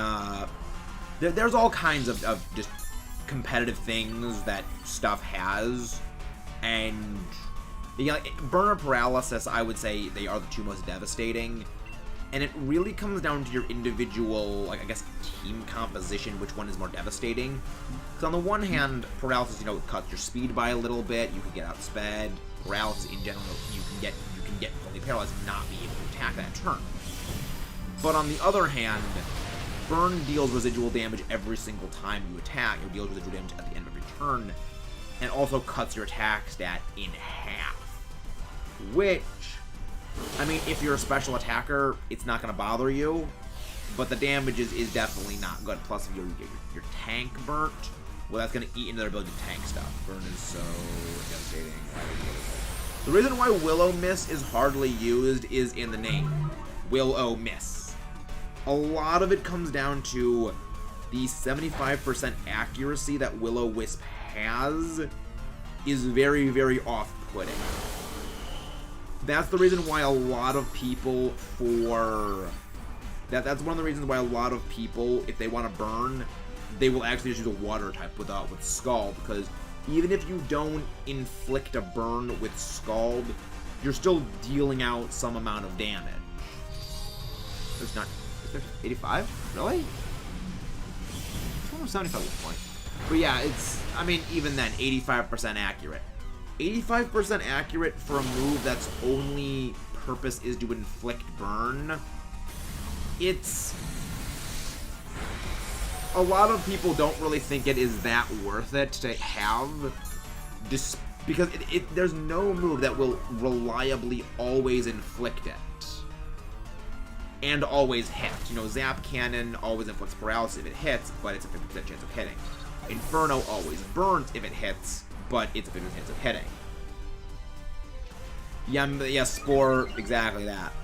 But yeah, a lot of it comes into the accuracy of Will-O-Wisp is not always enough to justify its usage, because there have been major competitive VGC games that won and lost by a Will-O-Wisp missing. The famous, or rather I should say infamous example was the Rotom that missed Will-O-Wisp 4 times in a row. And I believe this was at Worlds. It missed 4 times in a row. That the 15% chance of missing is a little too high for a lot of people to stake a plan on, which is why a lot of people, if they want, a burn, they will generally go with, they will go with Scald. Because it deals damage and it has a chance of inflicting burn, and you'll often, tech Scald onto something that is very tanky, like Suicune or Gastrodon, where, you use 3-4 Scalds. You're not guaranteed a burn, but statistically the odds are very much in your favor for landing that burn. But right, this is going to be the battle with Marcus, so setting up the link code. Hope you're ready, Marcus. Let's battle. But yeah, that's the main reason why Will-O-Wisp is just not really used, despite the fact that burn is very, very crippling. There's also that, depending on the metagame, Rotom, believe me, it's funny because Rotom Wash was actually the Rotom that missed all those Will-O-Wisps. So that's actually kind of hilarious. Goes up that chance to burn, I think, which happens. Yeah. The thing is, you gotta remember, a 30% chance is a little less than a 1 in 3 shot. It's a 1 in 3 shot. We don't really realize how often, it's like if you use, 3 Scalds, there's a good chance that you will get a burn from those. And you're dealing damage. Well, you're dealing a little bit of chip damage. You're inflicting a burn potentially. And that's what makes Scald so good, despite the fact that you would think it's just not really that worth. Why would you not use like another water move? Well, the other reason why is that it's one of the best single target water special moves, because your other options for single target water special moves are Surf, which is, it's your ally and it's a split move, so it does a lot less damage. Hydro Pump, or Hydro Miss, as people like to call it, or like Water Pulse. Your special water options are really not that great. And it's strange to think that, yeah, your special attacking water options aren't overly great in double battles, when, oh yeah, you don't need the Surf. But yeah, Surf does split damage in doubles, and that's really not great. I mean, I love Sobble, but I love Grookey a little bit more. Like, I saw Grookey, and I'm like, this is my starter. And I was the same way when it came to Fuecoco. Like, I saw Fuecoco, I'm like, this is my starter. This is my starter. Unless you use a Rain Team and Surf against Rain. Yeah, I mean, there's Surf, Gastrodon, there's a Surf, Water Absorb. There's a few things like that people have used, but overall, it's a bit more of, it's generally not seen all that often in doubles. Also, Dynamaxing is allowed in this. You are allowed to Dynamax. That's one of the reasons why I like doubles is doubles. You can Dynamax. Just no restricted legendaries. Hit my team real quick. Accidentally do much.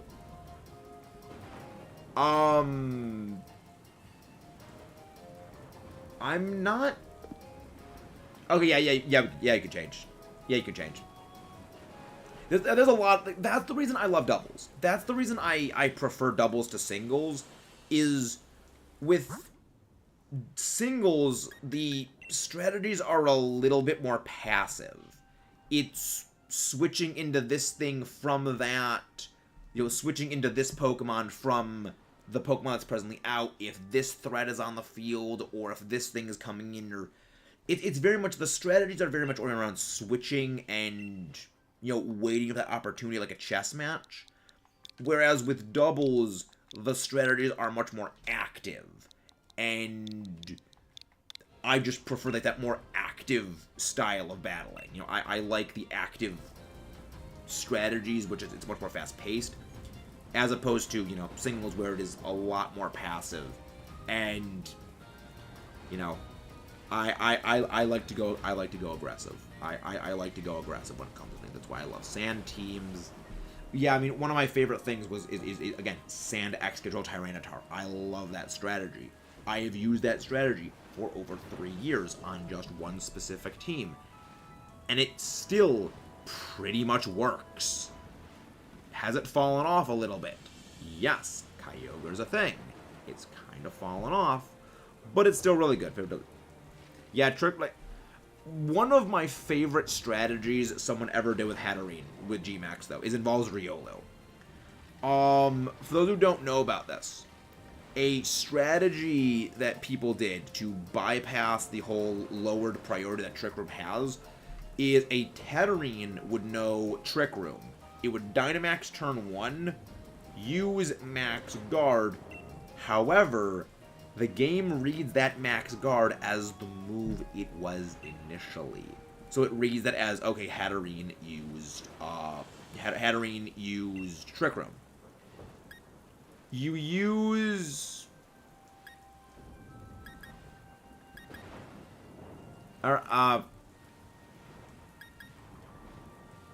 Okay. Okay. Well, then I'll be using a different team then. But yeah, like, use Hatterene. The Riolu uses Copycat on the Hatterene. It copies the Trick Room. Then next turn, it just uses Copycat, and then it uses Trick Room immediately, and it immediately sets Trick Room. And because it has Prankster as an ability, and I've always found that very fascinating, specifically because it's a way of bypassing the whole lower priority that Trick Room has. Like, I love just Trick Room strategies. There's all kinds of just fun things you can do. I just protect and bulky slow Trick Room on to avoid the wasting a turn. Yeah. I mean, that is another thing, that is another strategy, and I respect that. I definitely think that is a little bit of a better strategy. But, I mean, the main reason why people did the Riolu thing was just they like Lucario. They want to have some element of Lucario on their team. So, it's basically people who are desperate to have Lucario be on their team because Lucario is not good in doubles. That's largely what it is. Alright. I think I know what this is gonna be. I think I know what this is gonna be. And if it is, I respect it, but I will destroy it. And I picked the wrong order. There we go.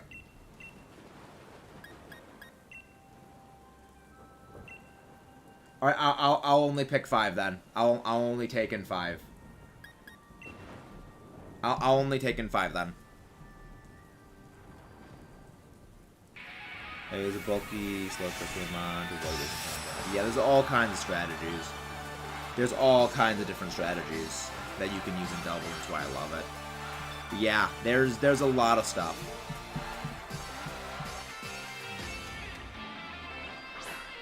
Yep, I had a feeling the Talonflame was coming out first. I had a feeling there was going to be the Talonflame. I had a feeling there was going to be that. Let's see. Alright. That. So I knew that I knew Talonflame was going to be coming out. So like, okay, let's go to this. Let's go to the plan. The plan is... The plan... Well, here's the thing. I have a plan that deals with Gale Wings. And I have a plan...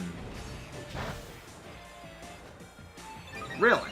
Oh, they were probably trying to get around the Sand Rush. Probably trying to get around the Sand Rush. Which is clever. Yeah, again, I love double battle shenanigans. Double battle shenanigans are the only way to do things, in my opinion. The only way to do things are double battle shenanigans. That's the only way to shenanigans things. I love it. It's fun. But yeah, like Marcus, please chill with the caps, please.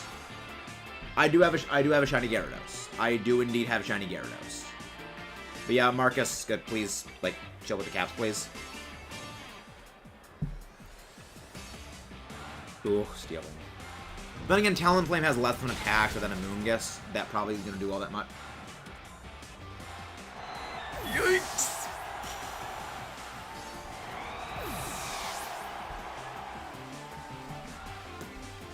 And that is what a 5 defense does.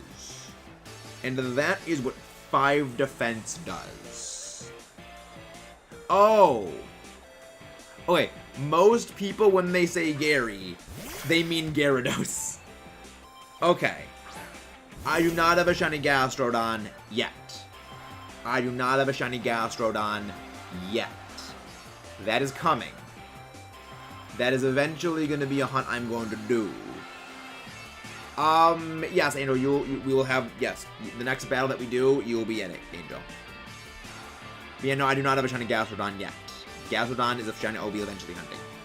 But also, again, guys, please don't forget to leave a like on the stream if you haven't done so.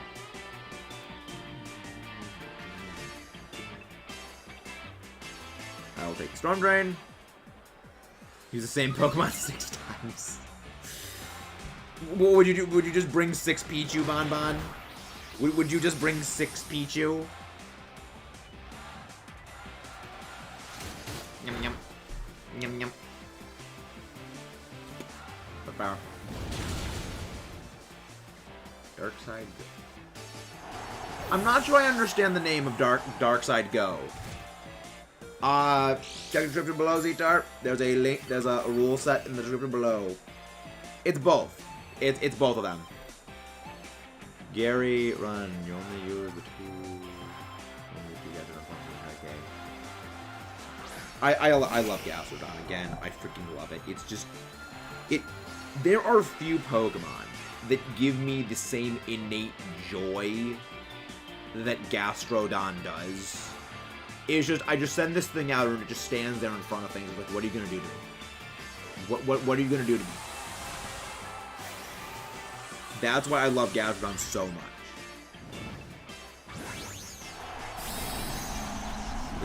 What are you going to do? What are you gonna do to a Gastrodon? That's why I love it.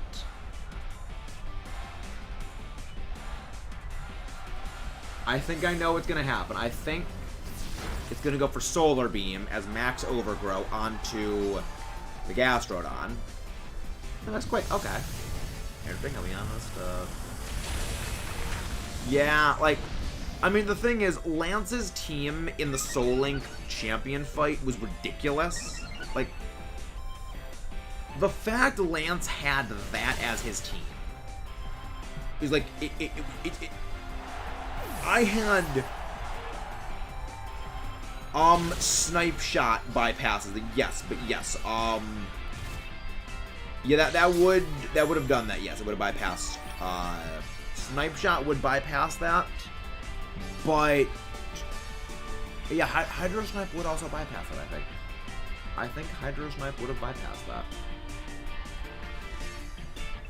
But yeah, there's not many things that bypass Storm Drain. Like Stalwart, but there's no Pokemon that get.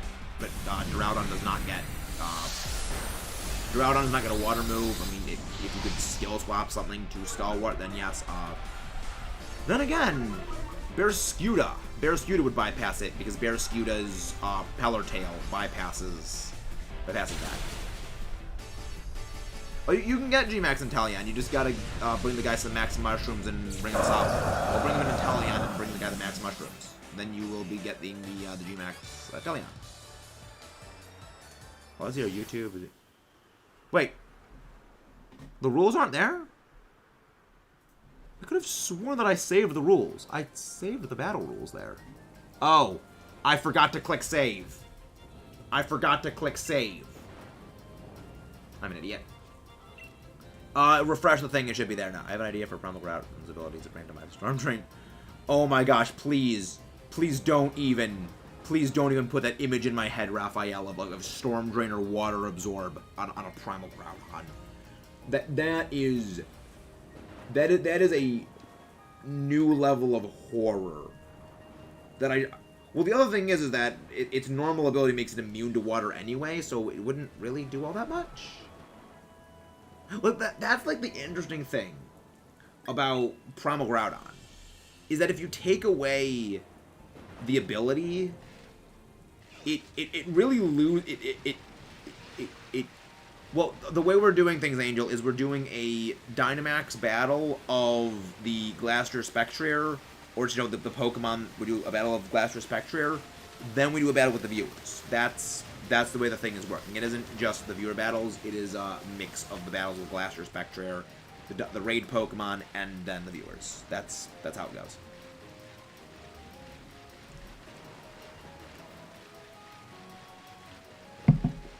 But yeah, Lance's champion team is freaking...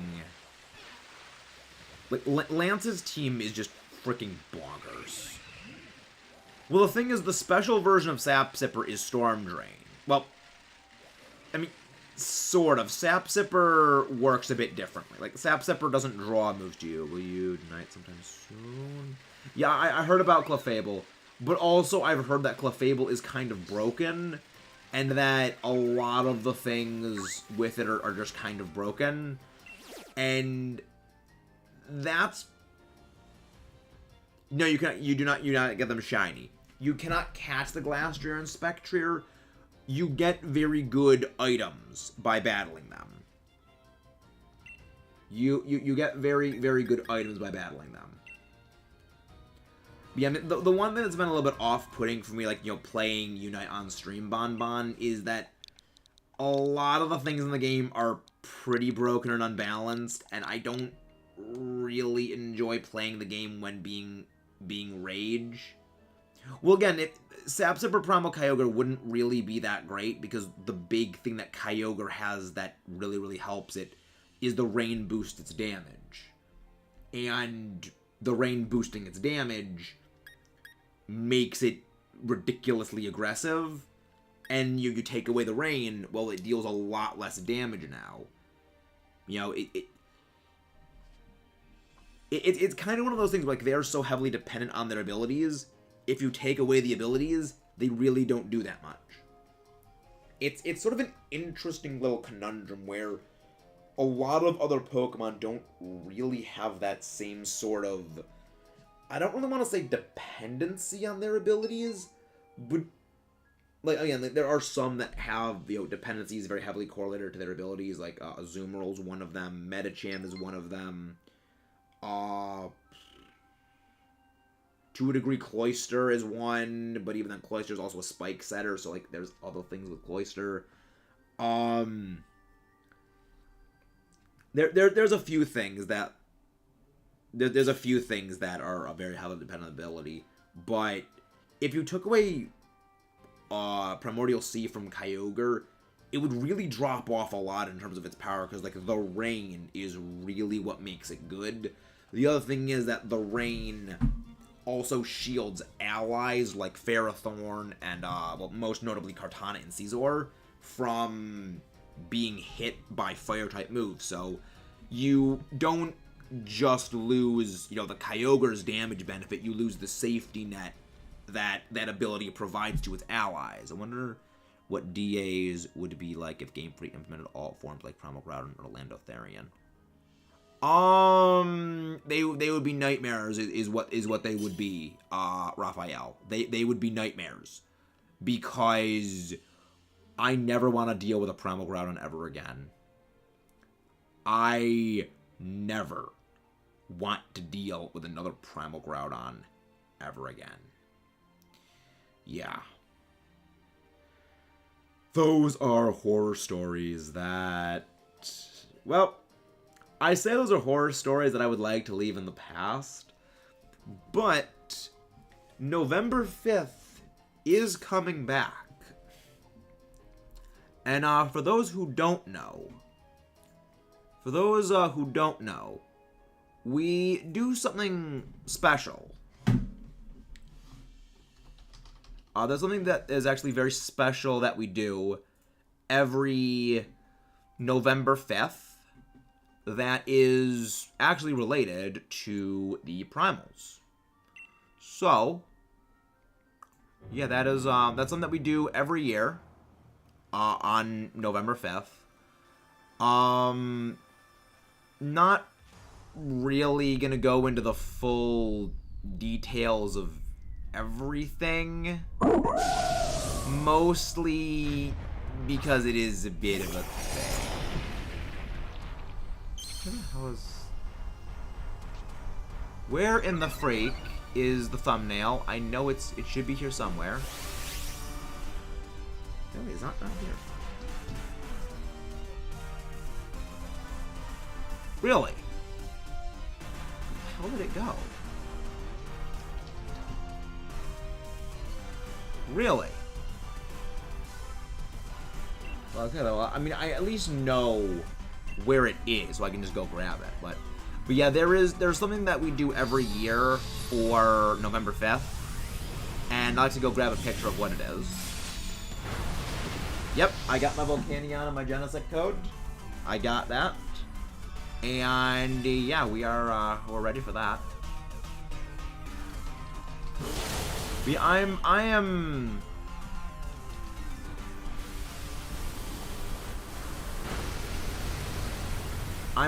looking forward.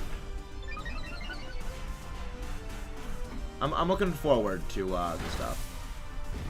No, they're not shinies. They're not shinies.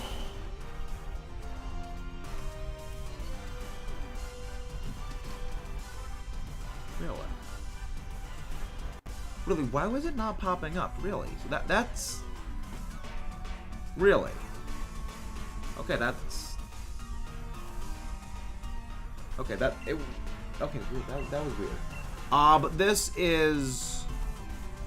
Alright, there we go. There's the thing. For some reason it wasn't popping up. I don't know if Pichu does get Endeavor. I'm not sure if Pichu actually does get Endeavor. But yeah, this is something that we do. You know, it's something that's very special to me that I do, you know, every November. Many years ago, I was in a very bad depression.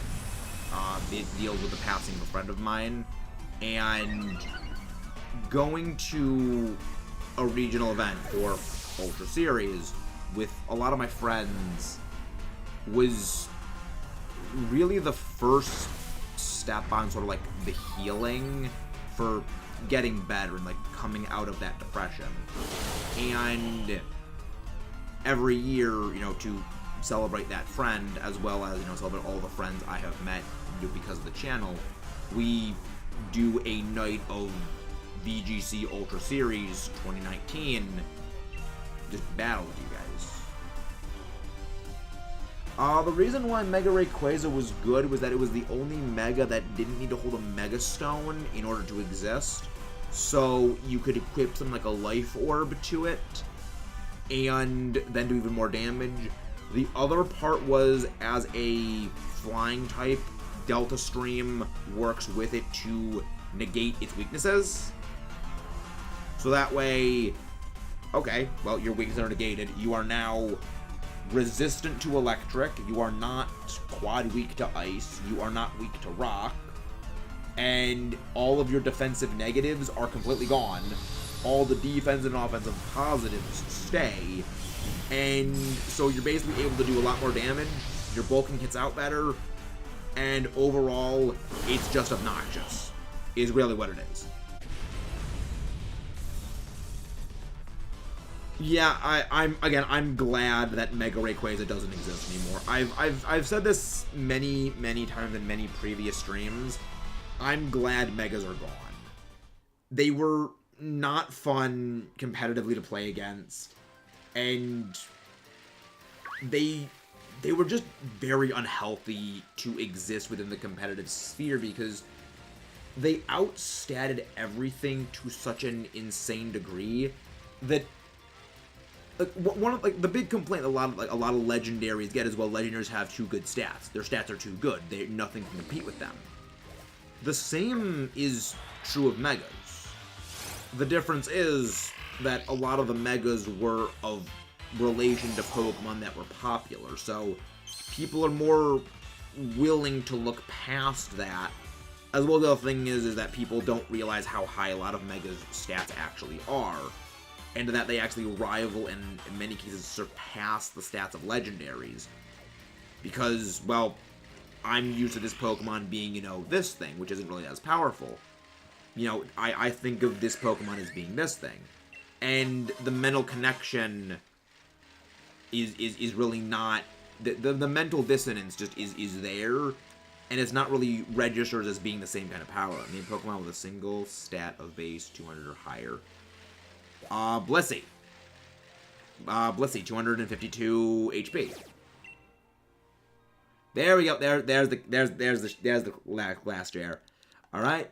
Dynamax link code is going up on screen right now. Well, it's always on screen.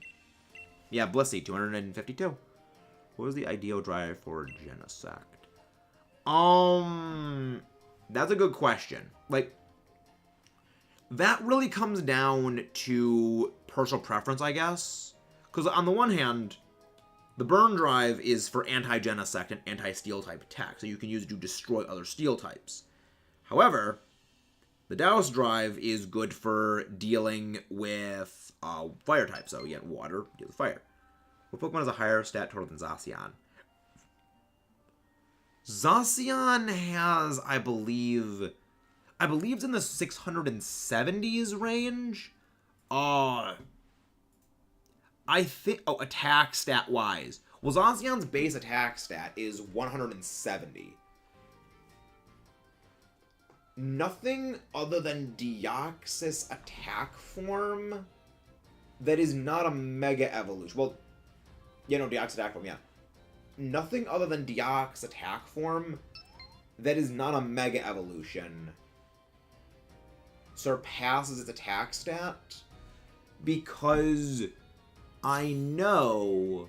Wait, no, Kartana. Kartana is, I think, 181 for its physical attack. Yeah, Kartana and Deoxys attack form, because Kyurem Black has equal. It's 170 physical attack stat. Yeah, we're doing more battles. We are doing the battles after the battles against the Legendaries. The next battle is going to be against Angel. But yeah, there really isn't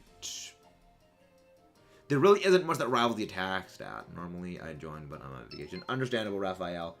But other than that, like, other than a mythical and an ultra beast, nothing's attack stat surpasses that of Zacian Crowned. Normally, like, well, yeah, actually, no, even non-normally, because the buffed attack from Pure Power Medicham doesn't effectively rival 170. It's around 160. Yeah, it's kind of savage. Who's faster, Hitmontop or Serena? I think it's Hitmontop, because I remember Hitmontop has like a very high speed for it. It's a very weirdly fast, bulky thing. And I also remember Alola, almost everything has very, very low speed relative to what most other Pokemon of their typings are. Fun fact for why Alola is slow and tanky. Alola is slow and tanky because that was the devs' way of making things capable of dealing with Megas, by making them slow enough and by making them bulky enough to take a hit from a Mega. That's why Alola is like almost all slow and bulky. Really? 72? Really? I thought Hitmon had base 75. Yeah, you got me, Bonbon. You got me. Well played.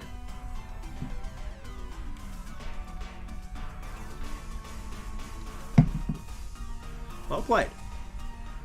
Yeah, I really Hitmontop is only base 70? I thought it was 75. I mean, unless that's me remembering when the time I used a Claydol to beat a Hitmontop. Yeah, it is 70, really? Huh. Hey, welcome in, Erickson. Erickson Lopez Ortiz. Please let me know if I'm pronouncing that correct or incorrectly. Welcome in. How are you doing tonight, Erickson? I wonder what Kyurem Black and Zacian Crown Defeater would look like. It would look like a Nightmare's Raphael. It would look like a nightmare, is what that would look like. I mean, like, Zacian plus anything is just terror incarnate. I mean, the funny thing is, despite the fact that Zacian is more powerful than, I would say, Xerneas, it doesn't quite give me the same nightmares that Groudon and Xerneas do. Mostly because everyone that brings a Zacian to a battle knows everyone is teching their team to be out for blood. I'm doing very well. How are you? Thank you very much. Glad you're doing well. I'm doing very well, especially since, you know, you guys are popping in. But don't forget to leave a like on the stream if you guys haven't done so already. And thank you very much for coming in. Like, it means so much seeing new people coming in, especially during, like, these battle things. Because, like, it means the world to see that, because I know a lot of you guys, like, not a lot of you guys are, like, as obsessive with battles as I am. I have an almost unhealthy obsession to battles. Well, not almost. I have an unhealthy obsession with battles. And, like, seeing you guys, you know, want to come in and battle, like, in interested in these things, it means the world. Thank you, Zamazenta, Crudder, Heatran. See, tankier is an interesting thing, because that is not empirically measurable. Because HP and defensive stats only are one half the equation. The other half is type combination. So that is a trick question right there, Ms. Bonbon. That is a trick question. That is a very trick question. But in raw stats, I would say Zacian. I would say in raw stats, Zacian has higher HP and defensive stats in total. That's what I would go with. Moses, I know Heatran is like 109, I think, in both defenses. And I think Zacian has like 110, I think, in one that's from the third and the other. I think. I don't remember that. But yeah, that's thing. We survived it. We survived the hailstorm. Oh, Zamazenta. Oh, Zamazenta. Oh, sorry. My brain's a potato. Words are hard. Words are hard. Which is why I decided to become a thing where I read lots of game stuff all day. Yes, brilliant planning ahead. Brilliant planning ahead. Doing the thing where it's reading hard. My brain's a potato. If you guys can't tell, my brain's a potato tonight. But then again, it's a potato every night. I still say that when Zacian uses Behemoth Blade, it looks like it's holding a giant fish, and it just smacks and it looks like a giant fish. But you know what? That means it's using a swordfish. You have permission to groan and throw eggs at me now, Mudkip. You have permission.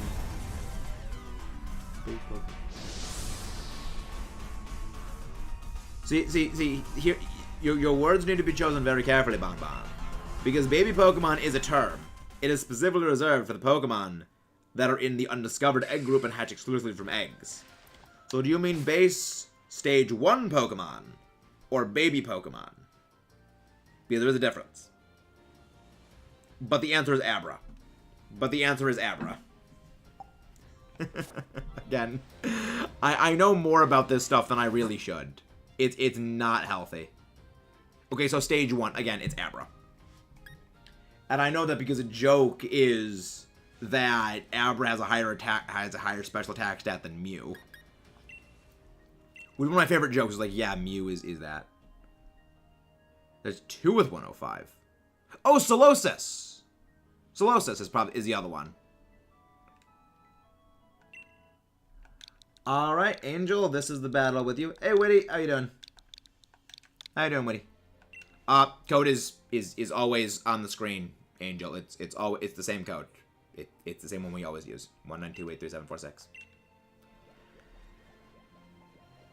Yeah, I was like, I know again, Bonbon, I know my stats. I know my stats. I know my stats.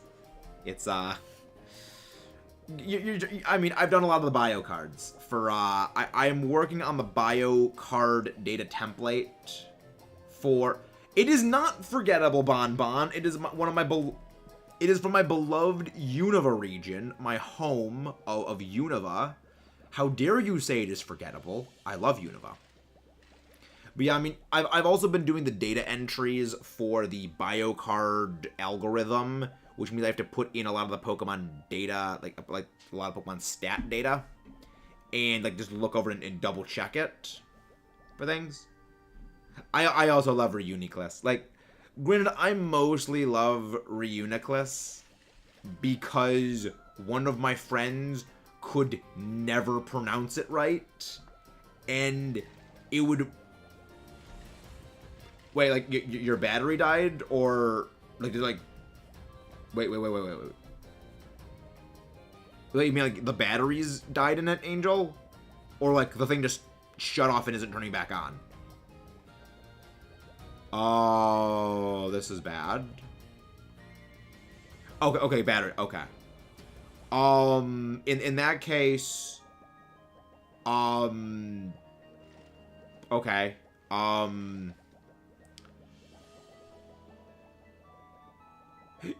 You're just learning this, Bonbon. You are just learning that I overthink things.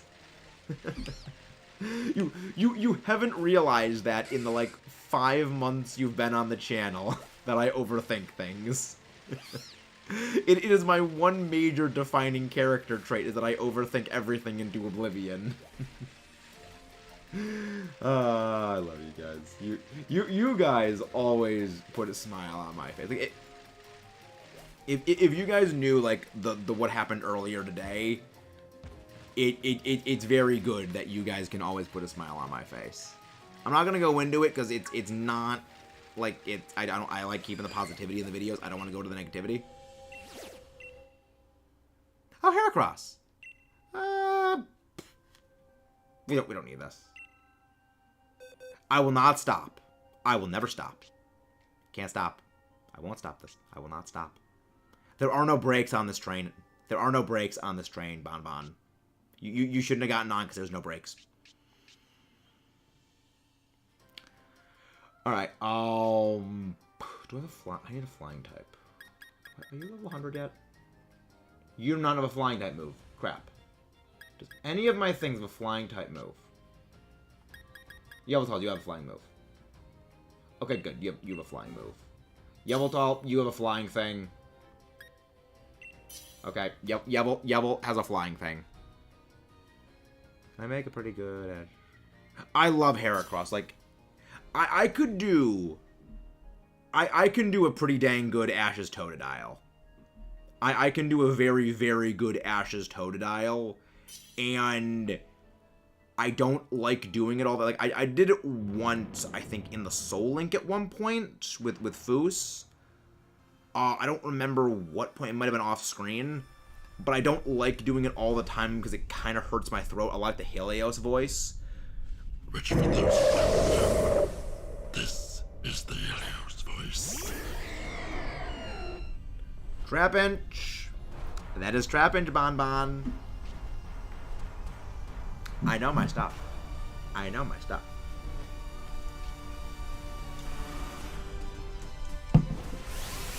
That would be Trapinch, which has the exact same attack stat as a fully grown Flygon, because that is a reference to antlions' natural tendencies of they are very aggressive when they are larvae. They mellow out as they grow. Yeah, that's one of my favorite things about Trapinch, that it has the same attack stat as Flygon, and I love it. But yeah, again, I know way too much about Pokemon Bonbon. You should have learned. You should have learned by this point that I overthink everything. It's kind of my defining thing. What? Oh, probably Brave Bird. Like what? Oh, Drillpeck. That's also what it gets. Like the flying move just. Bird Bacon Wings. Senior Bacon Wings. Except this isn't Bacon Wings. It's not shiny. I once wanted a shiny Yveltal was a hunt that I did many years ago. This was before I started the channel. I was shiny hunt for Yveltal. Oh, sounds like it'll be fun. I regret it because I actually didn't complete it. I quit doing that shiny hunt. So like I'm not gonna get this thing with Pokemon as a base defense stat of 100. That is, I believe that is 2 Pokemon. Actually 3 Pokemon, I believe. Mega Aggron, Mega Steelix, and Shuckle. I believe those are the 3 answers you are looking for, Ms. Bonbon. I sound like such an ass when I say it like that. I'm sorry. I sound like such an ass. Love Heracross, though. Heracross is a good boy. Heracross is a very good bean. I like Heracross. It's like Heracross is one of those Pokemon that I always enjoy using. Really? Look. I could have sworn that the Megas had them. Oh, they're probably 210. After the whole raid, not allowed.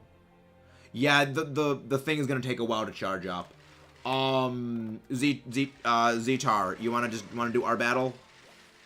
I mean, I know Shuckle is one of them, but I thought the others had. Okay, no Megas. Okay, yeah, that's Shuckle. I mean, I know Shuckle was one of the 3 that I listed, but yeah, that is Shuckle. Yeah, Shuckle is, Shuckle's a thing. Shuckle's a thing.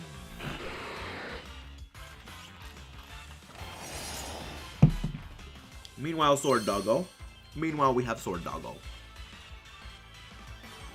Sword Dog. Sword. Schward. Doggo with Sword.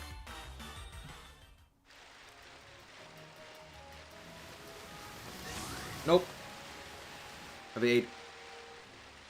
Yeah, we'll do the battle with Zetar. I think we'll end off on the battle with Angel. Like Angel will probably be the last battle that we do. Not experienced with Mega, so often my questions are basic ones of it. Okay, understandable, Bonbon. Understandable. Oh look, it's a little Timmy B. It's a little tiny Timmy B. Actually, if Timmy B's alive, we'll go raid him. We're not gonna be raiding right now. We're gonna have a battle with we're going to have a battle with Angel, and that's gonna be the last battle of the day. It's also a double battle Zetar. The current selection for battles is doubles. So just make sure to remember to put that in.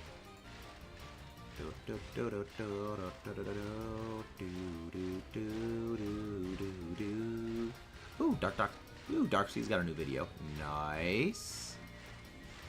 Gonna have to watch that after this stream ends. I do enjoy me some Dark Seas.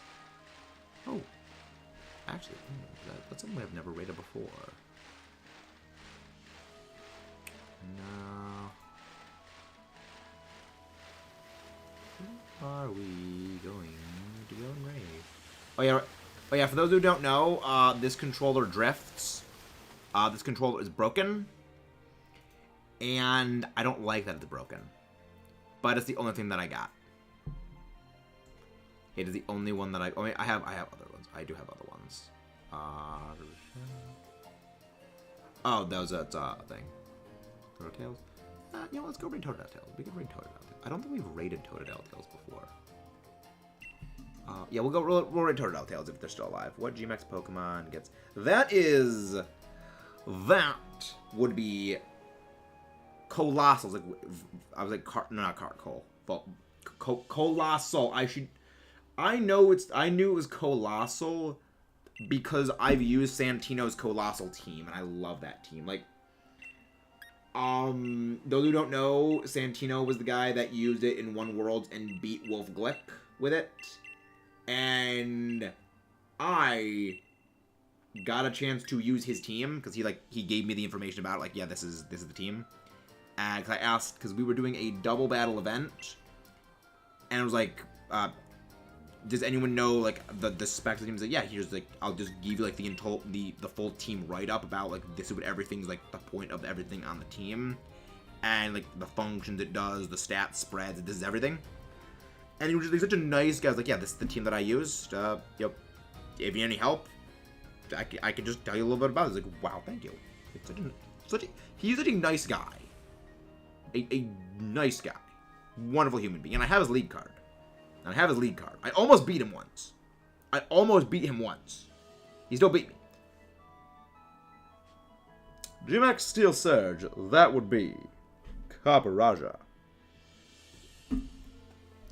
It's kind of fitting that you actually have that when we're going against Peony, who's his brother. What do you mean by that? What's with the whoa? Is it with me knowing the moves and everything like that? What is with the whoa? Please explain the whoa.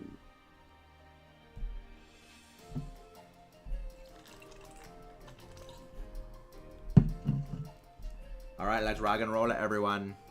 Let's rock and roll it. Oh boy. He went to my school. We went to the same school and he was in the Pokemon club. He was in the club with me. He was in the same Pokemon club as me. Okay, since you are using a restricted legendary Zetar, you are not allowed to Dynamax. Since you are using a restricted legendary, you are not allowed to Dynamax. That is one of the rules. Then again, Zetar probably is not watching this anymore. He went to the same school as us. He went to the same school, and he was one of the gym leaders in the Penn State Pokemon Challenge. I love Peony's music. It's just so silly. They went so hard on it. Because I'm bad, Bon Bon. Because I'm bad, that's why. Because I'm bad. Wait. Hey, we're getting raided again! Hey, Axel, how you doing? Thank you very much for that. Can one of my mods please go grab Hensel's raid link, please? Thank you. Hey, it's Duckbot. It is Duckbot, the Robo-Duck Supreme. I love the Robo-Duck. We love the Robo-Duck. But how are you doing? How did your stream go? How did the stream go, Hansel?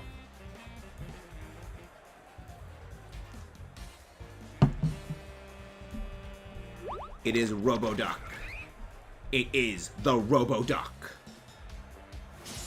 Hey, Kirby returned to Dreamland. Very nice. Love me some Kirby. Ooh. That's a brutal hit right there. That's a brutal hit right there, man. Brr.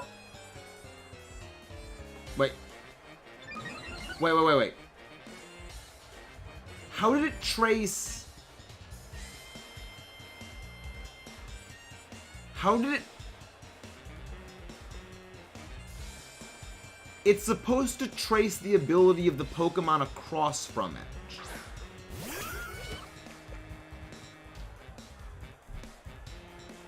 Why did it trace? That makes no sense. That does not make sense. It should not have traced that. It should not have traced that. It should have traced... It should have traced Sandrush. That's very strange. Rant... Really? It always... I read it was always the opposite one. That's weird. That's weird. I always seen things that said it copies one across from you, not opposite. I'd always seen that said it goes for the opposite one. That's weird. Thank you very much, Math Equation.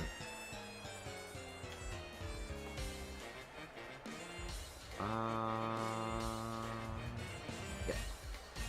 Alright. Okay. I guess I just should have been paying more attention for that then. I should have been paying more attention.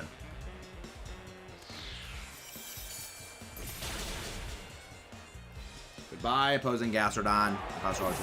Okay. Okay, that's strange. Weird.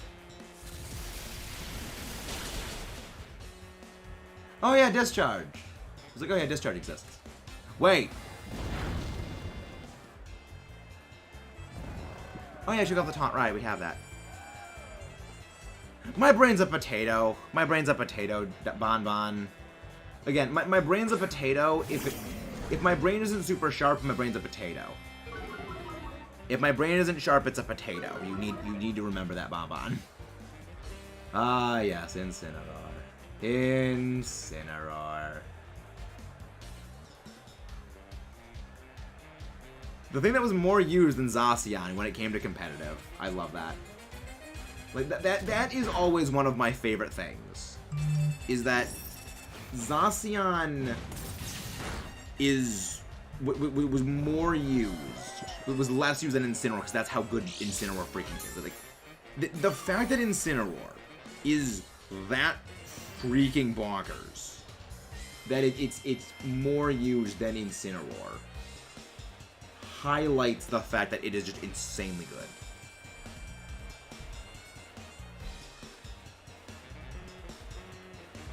Hey, Dark Lariat. That bypasses any defense. It bypasses defense changes. Lockdown, wake up. I love how the focus on the gas Groudon.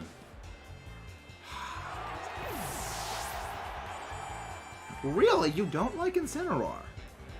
You don't like Incineroar? Really? Why is that? Why do you not like Incineroar? It's my favorite it's my like, second favorite starter. It's my second favorite. Why do you not like Incineroar? Why do you not like the Incin? Why do you not like the Incinerator? I mean, Primarine. I mean, I love all three of them. I love all three of them. But what do you have against the Incinerator? But why do you okay, is it just that you like all of them, but you like the other two even more, or is it you dislike it?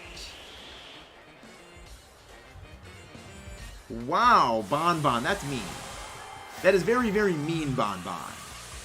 That is very mean. I like Incineroar. I like Nyan Cena. Which is one of my favorite jokes. A friend of mine told me, like, I hate that, but also I love it. I'm taking that for myself now. Meanwhile, tiny 2-foot-tall mole drill thing. Yeah, I love how this thing is just 2 feet tall. The fact that,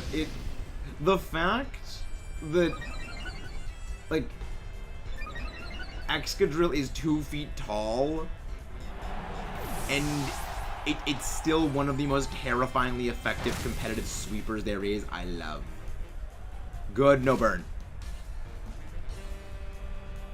Kill it. One would say kill it with fire. One would say kill it with fire.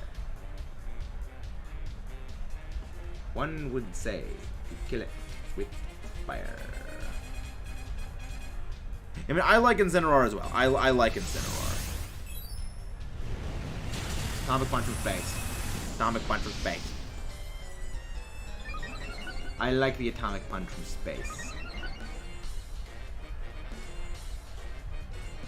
The Atomic Punch from space. Oh, the lock of face makes me want to smack. Look at. Okay, that's the point. That's the point. Bon. That's the point. It's supposed to be like a heel wrestler. That's the point. You're supposed to hate it. It's a heel wrestler. The thing is, by disliking it for that reason, you entirely bought into the point of it, which I like. It's like it tricks you into actually liking it tricks you into doing exactly what it wants to do, and I love it. Love it. Also, meanwhile, we slowly walk away from the freaking thing because the drift on this thing is ridiculous. Haha, you got played. You got baited, Bon. You got baited. Yeah, it's a heel wrestler, so like it's supposed to be the wrestler you don't like. And I freaking love that. Despite the fact that like a lot of people actually like Incineroar, because, like, yeah, that's the whole point. The point of it is that, and I love it. It's like, oh, irony is delicious. Irony is delicious. Delicious irony. Delicious. I mean, the last battle of the night is going to be against Angel, unless Angel can't get on, in which case we'll do another battle with you, Omar. But we need to see if Angel's thing is recharged in time. That was a good game, Zitar. That was a good game. Porygon gives me nightmares. Bonbon is an Incineroar hater. Kayla, you missed an N. It's an Incineroar, not a Incineroar, because that's grammar. I mean, everyone's entitled to their own feelings on certain Pokemon. That's the way that I see it. Is like I despise Lucario, but I know a lot of people who really like Lucario. I love Togekiss, despite that I know a lot of people can't stand it. I love Incineroar. I know a lot of people don't like Incineroar. I like Dynamaxing. Minor spelling mistake. Oh, good one, Bonbon. That's a good one. Okay, so yeah, so we'll close out on a battle with Omar then. I hope your Switch is okay. That does not sound good if it's still dead even after this long of being on the charger. Like, I've never let my Switch's battery die completely. I don't know, I have this paranoia when it comes to video game consoles where I don't like to let the battery drain down completely because I'm always paranoid that the battery will just die and never come back on. So like I never like let things go to the low enough territory. And like same with me, my Switch basically never leaves the dock. Like the only time that my Switch left the dock within the last 5 months is when I am playing something, you know, just in my personal time for, you know, either like preparing for things and recording or something else like that, and I need to go watch Luna out, you know, who's out in the living room, whereas my Switch and everything is inside my bedroom, so I need to bring my stuff out there and not just bring the handheld dock out there, so I just play out there. But other than that, you know, which even then is not really playing handheld mode for other reasons. I just have ulterior reasons for doing that. And the only other time it has left the dock, voluntarily, of my own volition, is when I was playing Let's Go, farming annoying to get Pokemon for candies. Because I just don't like doing the throwing thing when I'm mass catching Pokemon. It's just far easier for me to just, you know, use the handheld mode. Incineroar's not a bad Pokemon. I mean, to be fair, Kayla, I honestly can understand why people hate on Incineroar. One of the reasons I know people do hate on it is it's really, really obnoxious and competitive. Like, I don't think you understand how obnoxious in doubles Incineroar is. Like, for context, Zacian was the second most used Pokemon in, I believe, VGC Series 12. With some like 60, I think it was like 67%. And it was the second most used Pokemon. The number one most used Pokemon was Incineroar at over 70% usage. So I think it's an element of it just people are very tired of seeing it. And statistically speaking, if you're facing, statistically speaking, if you lost a match of VGC, odds are you lost against an Incineroar. The other thing is the design is off-putting for some people. So, like, it's a combination of mechanically and just design-wise. And I can see why people don't like the design. Again, I can understand people don't like the bipedal, which, that's... If they don't like the bipedal, okay. A lot of Pokemon that a lot of people like are bipedal. Like a lot of the great ones, like, Charizard, bipedal. Dragonite, bipedal. Garchomp, bipedal. Haxorus, bipedal. Lucario, bipedal. A lot of them are bipedal. And that's one that I'm like, yeah, that's just kind of taken. That's a bit reachy. Incineroar is number 10 most used Pokemon to rank battles. It's still ridiculously used. It's still ridiculously frequently used. Because, in the end, it still has one of the best abilities in the game. It has Intimidate. It still has one of the best disruptive move pools in the game with Fake Out, Parting Shot.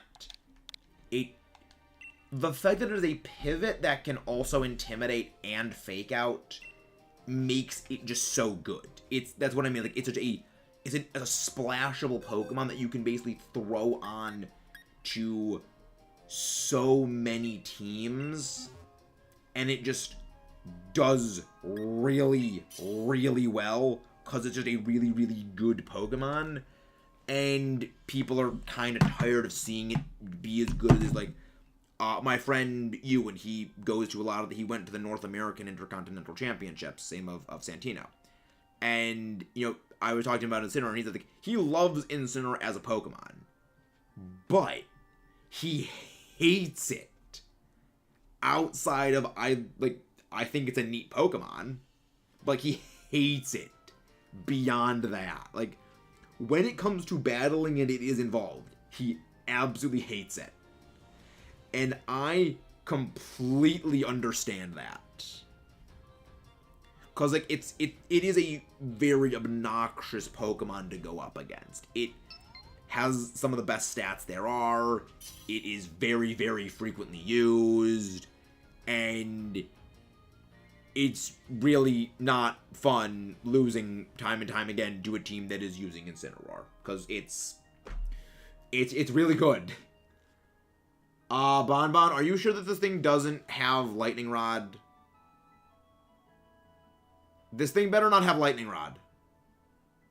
Because if it has Lightning Rod, we're going to have a problem. We are going to have a problem if this thing has Lightning Rod.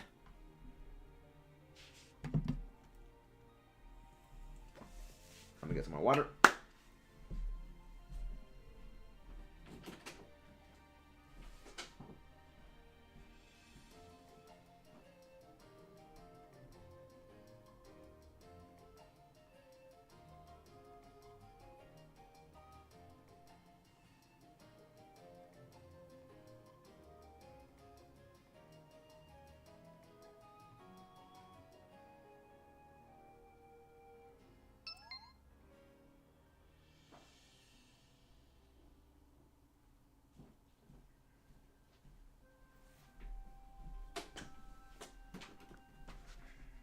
Here we go. And I'm back. Nope, it does. It affects move from allies. It does affect moves from allies. Because it's happened a lot in Dynamax Adventures. It's the same with Storm Drain. It will draw allies' moves. It affects everyone on the field. I really hope this thing doesn't have Lightning Rod or we're kind of screwed.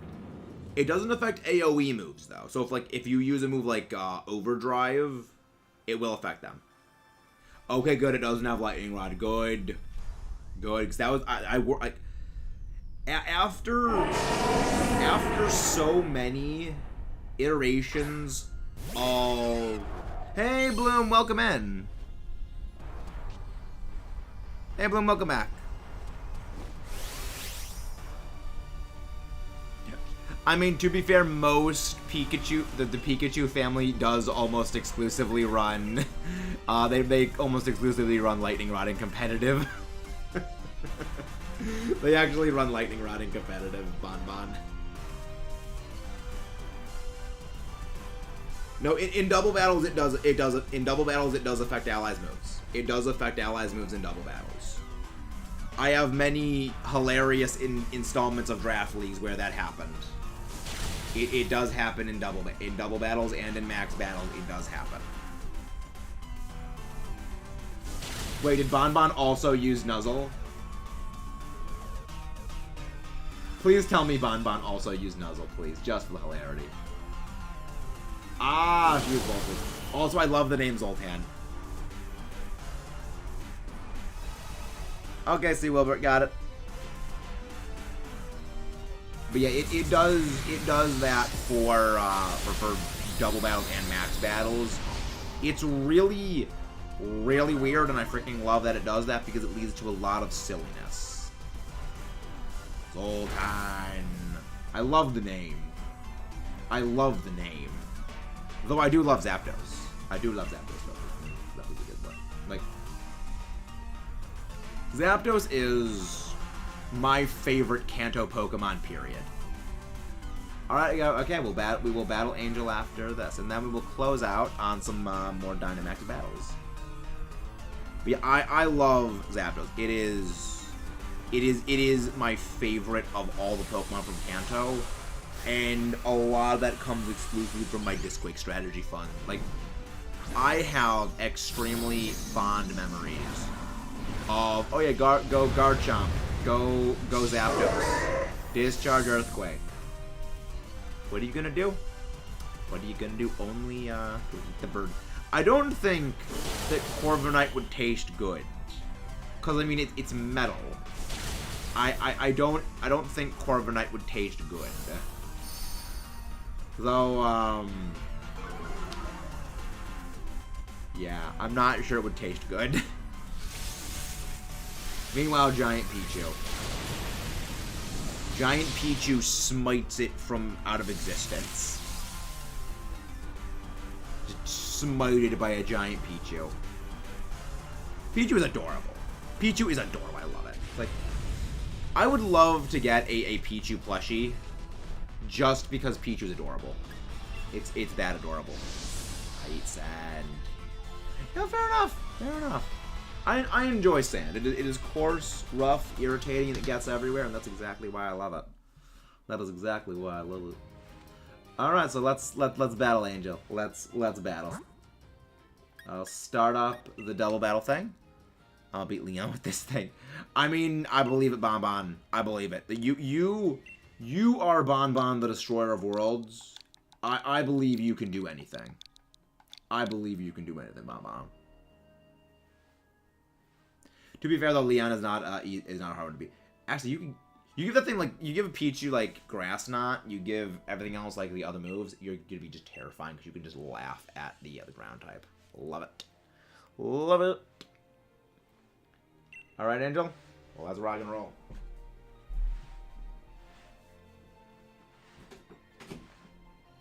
But yeah, we are going to be ending off on some more Zacian, Zamazenta battles. We're going to be ending off on some more Dynamax battles of the Glastrier Spectrier. But the battle with Angel is going to be our final battle of the day. Final viewer battle of the day. But tune in next time. We are going to have more viewer battles. Like, I love how I was like, oh, the viewer stuff didn't do that well last time. Maybe not a good idea to do it again. Like, oh yeah, just do it the first time. Oh yeah, everything just goes really, really well, and like just things go good. But just remember, if there are legendaries on the team Angel, remember the rules in the description below. But yeah, this is gonna be fun. This is gonna be well. Then again, I can just have the restricted thing that just restricts it. There we go. Double battle, not allowed. No restricteds. Peony, Mustard. Let's go Mustard 2. Mustard got a great battle theme. Mustard got a great boppin' theme. And again, Dynamaxing is permitted. Dynamaxing is permitted in this. Battle begin! I love this team. I love this team. It's gonna be fun. Oh boy. I do believe the behavior of Lightning Rod was changed in Generation 4 to 5. No, apparently it did the same thing in Gen 2. Generation 3, I mean. It did the same thing in Gen 3.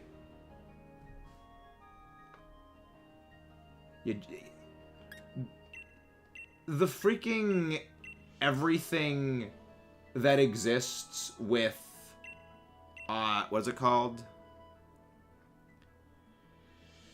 Pichu is adorable. Yes, Pichu is indeed a highly adorable Pokemon. We love it.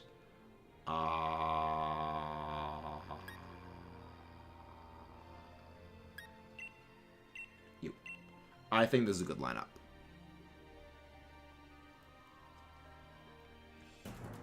Okay, yeah, we'll end on Omar. We'll end on a battle with Omar, alright. I love, like, the Torn League card thing. It's glorious. It is an absolutely glorious thing. Okay then, because, okay, Angel, no Dynamaxing, because you brought a Mythical. No Dynamaxing, because you brought a Mythical. Okay then. Well, here's a good thing. Good thing is I have the speed advantage here. I do hold the distinct speed advantage. Relax now.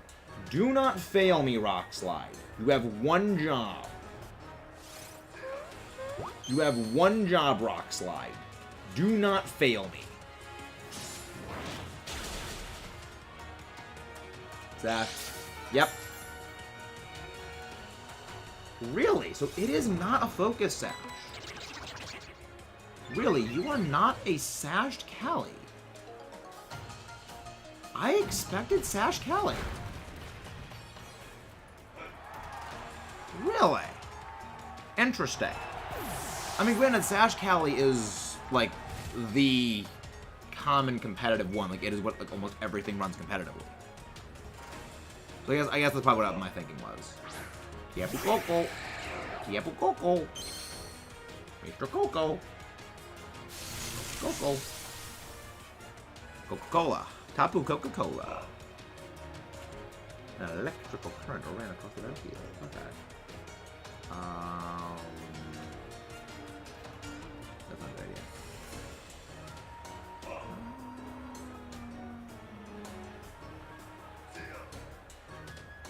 idea. That doesn't work. An electric move is used in double battle, and one of the opponents is following me. The other Pokemon is letting one of the opponents follow. Yeah, follow me has priority though. Even though I made some of the battles, man, I did. You did very well. You did well. Survive. Yeah, that was a critical hit. That shows how bulky this thing is. That we get a special defense boost with everything. There we go. Went down though. Hey Phoenix, how you doing? We're doing only one more battle of the Night Shuckle, but don't worry, there are going to be more battles later, future streams. But we are doing Dynamax dens with viewers. We are doing that with viewers. So if you would like to do some battles against the Dynamax Pokemon we are facing, we're doing this fight against Glastrier and Spectre. It is mostly a Godzilla-themed team, yes. It is a very much Godzilla-themed team. I love Godzilla. Coco. Yeah, but it is. I do have an entirely Godzilla-themed team. I did an entire Nuzlocke that was Godzilla-themed. I did an entire Nuzlocke that was Godzilla-themed. I do love my Godzilla. The last matches we're doing is against Omar. The last match we are doing is against Omar. Also, I did say, Angel, no mythicals. No mythicals, no legendaries. No restricted legendaries.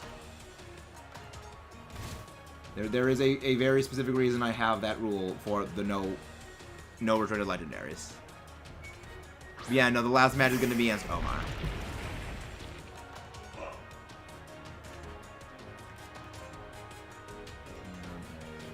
There we go.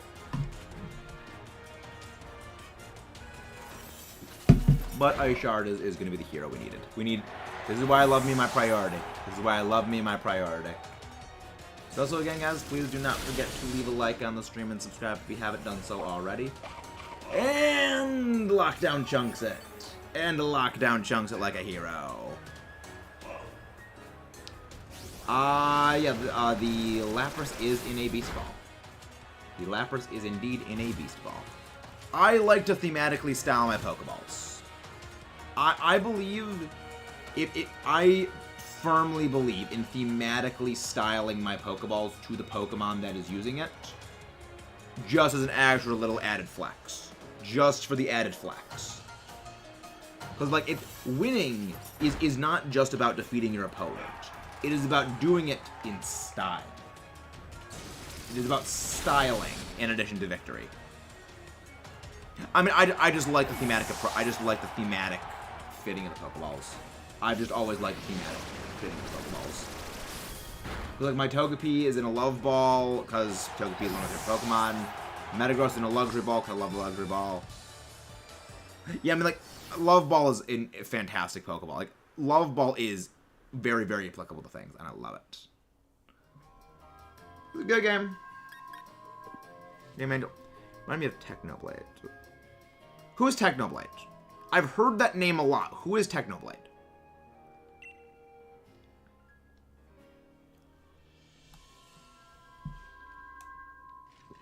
Oh, here's the thing. Energy pouring from the den. Yes, that's a Glastrier. That is a Glastrier. Alright, link code for the battles is right next to me. I forget which side it's on because pointing to... I forget which side to point to, but if you guys want to hop in, we very much love your guys' assistance with battling these giant annoying horses of doom. I don't really watch a lot of other gaming stuff.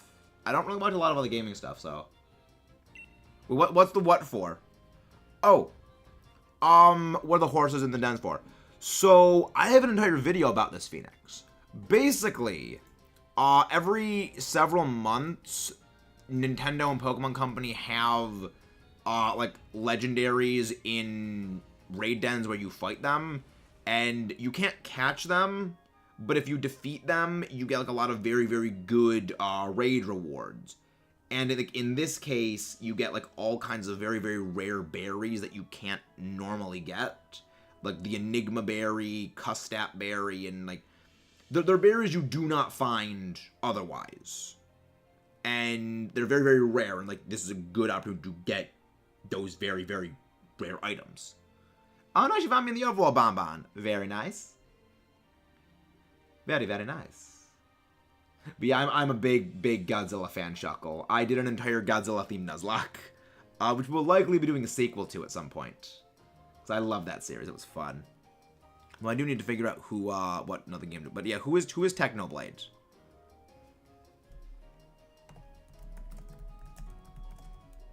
Yeah, who's Technoblade?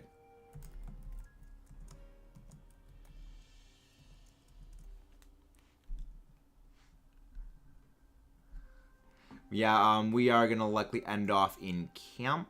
Last battle is going to be with Omar. That's going to be fun. I look forward to another thing of pain from that.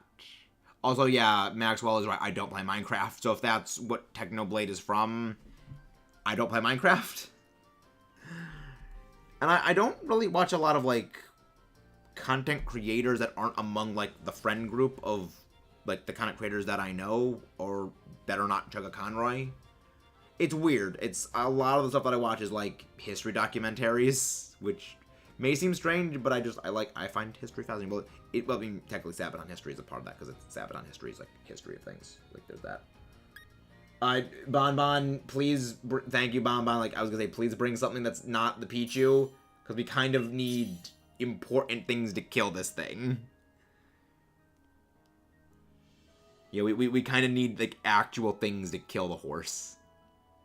But yeah, it's just for good rewards, which I like. I very much like that they do this routinely, which very much gives me hope when they have the Terrastal raids for Generation 9 with the whatever stuff that they do. Is, like, that's what I'm hoping to see them do what they do with this is, okay, so they just take this, they, you know, expand on it and make it overall a more, not, like, I don't think improved is the right word, because I think that it's a good system they have, like, right now. I think it's overall a good quality system they have right now. It's just rewards are, you know, rewards are very situational. Like, I went crazy for the Urshifu event because I wanted to get a lot of Apricorns, because again, I Pokeball style. And I need the Apricorns for a lot of those styleable Pokeballs. The only issue is that, you know, I wasn't really able to play all that much, as much as I would have liked during that, because there was another thing going on with some other games that I had to play for other content, and I couldn't play it all that much. It's a problem. But I mean, I also still, you know, go around and collect a lot of the Apricorns daily. Because collecting Apricorns for me is just, it's a very therapeutic thing. Like, if I'm stressed out and I'm worked up about something, I just go walk around the overworld collecting Apricorns, and it calms me down. It's a good, like, relaxing, therapeutic thing for me, and I don't really know why, because I don't really like plants IRL, but just collecting Apricorns has just always been, like, vaguely very therapeutic for me. But yeah, we got Doggo Duo 2.0. I love how the eyes just go completely yellow for Zamazenta. Love that. And I still say that Zacian looks like it's smacking you with a fish. I still say it looks like it is smacking you with a fish when it uses the human blade.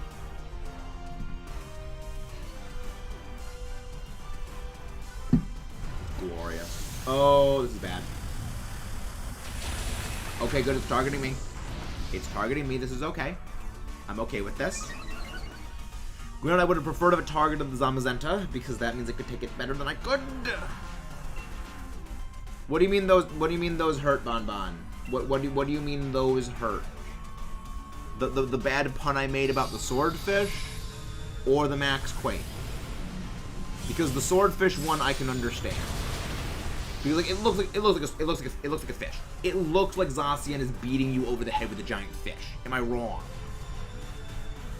It looks like it's beating you over the head with a fish. Glorious. I love that. Electro Ball. Yeah, look at the just disparity in damage that we're doing with freaking Behemoth Blade, Behemoth Bat, and Electro Ball. I say both. You know what? You got me there, Bonbon. You got me there. You got me there. Yeah, I mean, it's new. Today's the first day of doing it, Leafy. But I have a whole video that is going. I have a whole video that actually goes over the entirety of it. I will link that video actually right here in the chat, so you guys can check that out at your leisure. Highly recommend it, because I do cover everything in here in significantly more detail and go over, like, the strategies for defeating the horses. But yeah, we lost the Blue Doggo. Blue Doggo. Give Zamazenta an attack boost. Echo. Also, your dress matches the Zamazenta. I like that. Yeah, for those who don't know, Zacian and Zamazenta, their names are literally a color with ZA in front of it, because Zacian, Cyan, Zamazenta, Magenta. I love it. It's like, it's so, it's a name that is so on the nose and so basic. I can't help but be like, I respect that. I respect the silliness of the name, because they double down on it, and I just gotta respect it. It's just the thing that I do. Like, fair and like, you know what, makes sense. Somebody likes that right. How dare you hurt the Togepi? How dare you? Oh, see, look at that. Zamazenta chunks that hit like a pro. Zamazenta, that is without its +1/2 defense, by the way. That is with it using Swords Dance, I'm pretty sure, and at +1 from killing me and getting a Chilling Neigh. Like, that is how strong this thing is. Zamazenta doesn't do a whole lot of damage, you know, outside of, like, targeting this. But when, like, it bulk hits, it does it very well. Like, Zamazenta can take hits very, very, very, very well. Meanwhile, I smack you with a fish. I will smack you with a giant fish, you giant horse. And does no damage. Yeah, your Zamazenta has a lot of defense. I love defense! I love Bastiodon! I wouldn't say that Technoblade looks a lot like me. I mean, it might be the glasses, but, like, the hair is very different. He has very, very, like, dirty blonde hair. Mine is, like, jet black. It's dark brown, but, like, it looks jet black. I think it might be the glasses. I think it might be the glasses. Yeah, I don't know who Technoblade is, but apparently I look similar to them, apparently. I guess, again, I think it's the glasses. Oh boy, this is snowballing. This thing is snowballing, and I don't like it at all. See, this is the main reason. I can see it a bit, Phoenix. I can see it a bit. Okay, we just killed this thing now. We killed this thing now. Enough horsing around. Go die. Go die and become a Spectrator. Go die and gain a massive special attack and have your ability change. So that way, you go away. Yeah, you can't catch these, unfortunately. Granted, I probably wouldn't want to catch these because that way I could not farm out a 0 speed one easily. But yeah, you get Bottle Cap, you get Jobaka Berries, Roat Berries, Custap Berry, Mickle Berry, the Enigma Berry. Very, very rare. A good amount of Dynamite, a good amount of experience candies, and just all around very, very good rewards. It's absolutely excellent. It is very, very, very good. Alright, Omar. Alright, Omar, it's time to battle. It's time to duel. Well, the Enigma Berry... the point of the raid, we actually just went over that, Leafy. It's the very, very rare items. The Enigma Berry, I believe, was only... There were only 2 ways of getting the Enigma Berry. I believe they were by Pokemon Battle Revolution and the Darkrai event. Other than that, I think it was only Wi-Fi events and maybe battle facility things. Like, I'm gonna look up how you get the Enigma Berries. Enigma Berry. So I'm pretty sure the Enigma Berry just like raises a specific, like it just raises a stat. The Enigma Berry, introduced Generation 3. Really, it's introduced in Gen 3? Oh, could only be used by cheating. Right, it was not available legitimately. Human Normal Berry, but retained its rarity. In Generation 5, it can only be found the... Yep, Battle Subway. Oh, as a held item. Okay. Here's 3. Puppet Ingredient restores HP if the foe is hit by a super effective attack, if held by Pokemon. Oh! Oh, it restores your health if you're hit by a super effective move. Okay, that's what it does. Okay. I thought it was a stat berry. I guess I was wrong. I guess I was wrong about that. Okay. Yeah, Battle Subway, but I think that was as a held item. Your Battle Revolution. Oh, locations. Not legally obtainable, not legally obtainable. So placeholder for e-reader berries. Oh, it was really?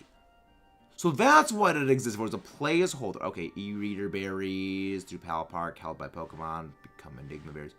Interesting. Pal Park. Battle Revolution. Really? Yeah, they were giveaway items. It was a very, very weird thing. Held by Darkrai. International Challenge. Darkrai. Global Link. Yeah, you could only ever get it through... Yeah, you could only ever get it from, like, Wi-Fi events. It was not accessible, I think, at all in Generation 5? No. It was given away by events. Okay, yeah, events only. So yeah, so it was basically given away by events or Battle Revolution or the Pokemon Mileage Club. It's very weird. I like it. Like I like that they did that, where it's a very, very strange thing that is just very, very difficult to get, but also like it exists, and I respect that they made it like as difficult to get as possible. Well, you can get in the Enigma Berry? I don't see anything about getting the Enigma Berry. I don't see anything about getting it in Black and White. Okay. Can you get it in Black and White? Locations. Yeah, there's no way of getting it, it seems, in... Oh, Hello Poke, yeah. It doesn't seem that there's any way to get it in Black and White outside of an event. I mean, again, your partner in the battle subway, if you do the multi-battles, can hold it. But I think that's the only way of getting it. It's very strange. Like, that's one of the things about, like, the older games that I don't really miss. Is like things like that. Anyways, looking at the camera in the same angle as the picture. Like this. I think this is the right angle.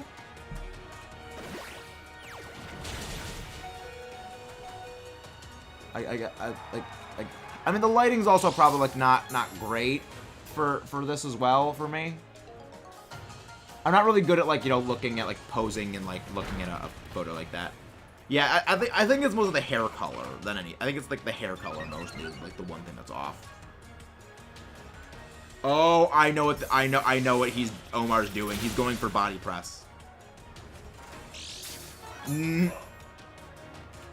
Aw, freaking heck! If that thing actually managed to connect, that would have been great. If it actually managed to connect. He's probably going to go for Flamethrower again. He's probably going for Flamethrower.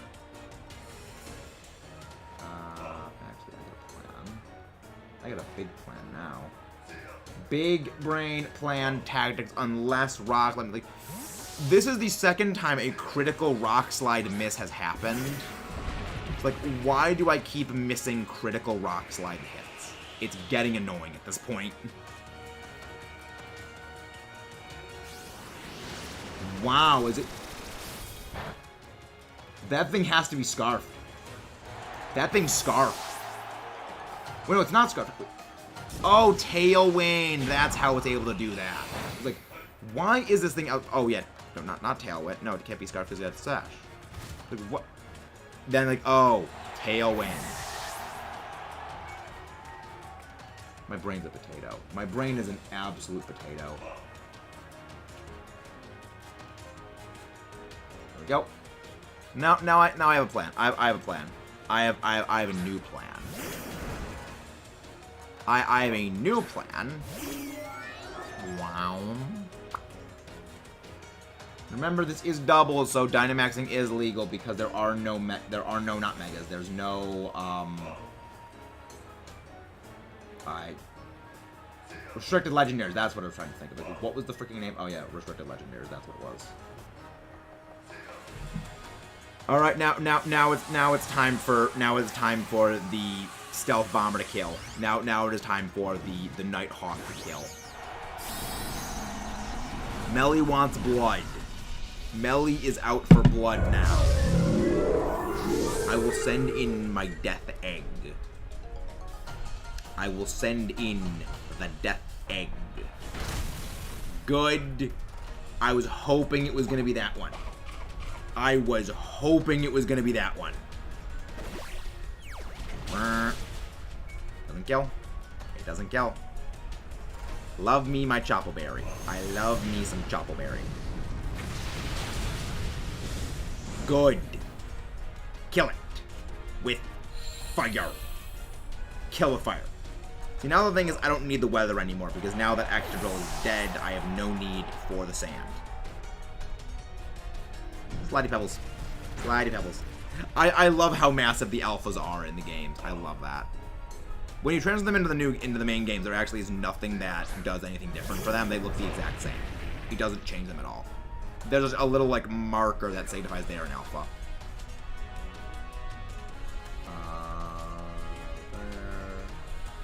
Sheila and LJ.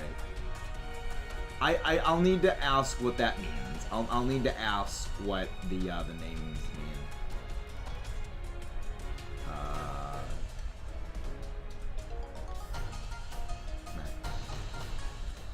I think he's probably going to go for the Dynamaxing on the horse. He's going to Dynamax the horse here. I think that's a good plan. This is a calculated risk, what I'm doing here. What I'm doing now is a calculated risk.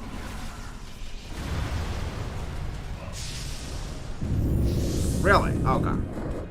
Okay. Just don't be screen peeking, Omar. Just don't be screen peeking. Good. Again, tactical calculated risk. I want to make... See, this is a risk for me because at one hand... Well, no, I'm thinking, no, I don't have Gastron. The Gastron's not on this lineup. Stamina, yep. Yep. This is the calc... Oh, that's clever. Going for Max Quake. That's clever. Yep. That's clever. Maxing out its bulk. Again, it's a clever plan. It is very, very clever. You max out the thing's bulk. That is very clever. Okay, good. Oh, I do have Gastron. I do have the thing on the lineup. Okay.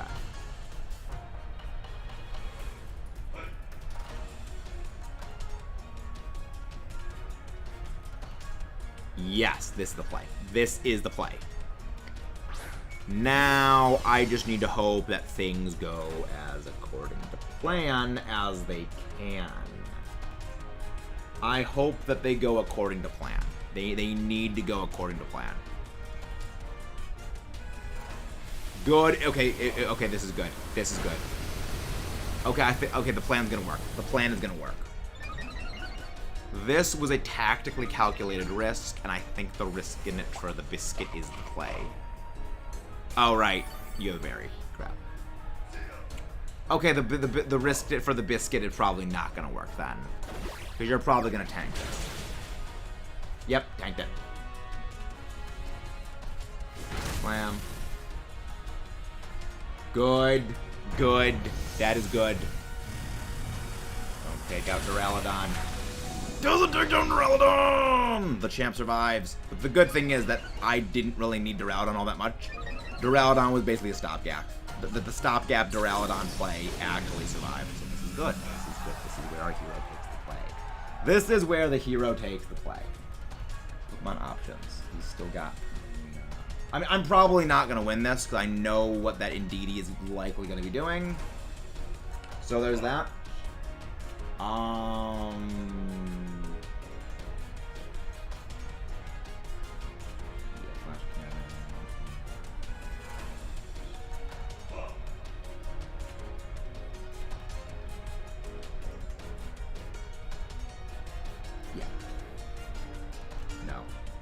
He's probably, he probably knows now exactly what's gonna happen. So no, I better just go for this. Not gonna do it. I should have used follow me. I should use follow me right there. That would have saved Duraludon. But that thing goes down anyway.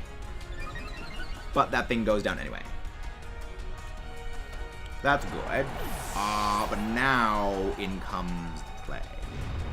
A Rockfall, really? Really? Not Max Steel Spike. Really? I would have expected Max Steel Spike. But no, I respect it. This is probably where the tactical risk of going for Max Starfall is going to bite me in the ass. Because my only out here was potentially burning him. Burning him was my only plan. Burning was my only out, and now that out is gone. That out is now gone, and now he's going to follow me.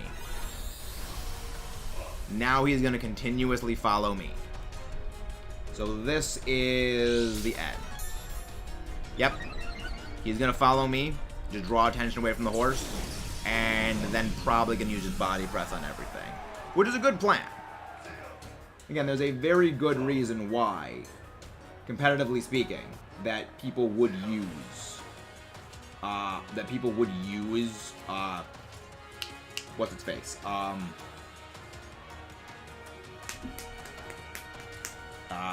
Mudsdale specifically for that reason. Yep, follow me. It's a good play. Well, it also does a good job of course, preventing priority from being used against it. Please burn it. Yeah, yep, and there's the body press. Really? Really? That did a lot less than I would have expected. That did far less damage than I expected it would do.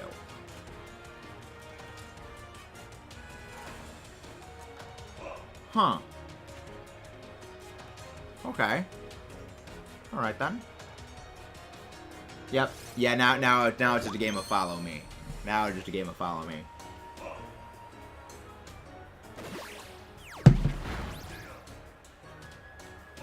Kill the freaking thing. Burn. Dang it. Well, by lockdown, you didn't do well. You didn't do nearly well enough, lockdown. Yeah, then it's gonna kill that. Yeah, the only real out I had here was potentially burning that thing.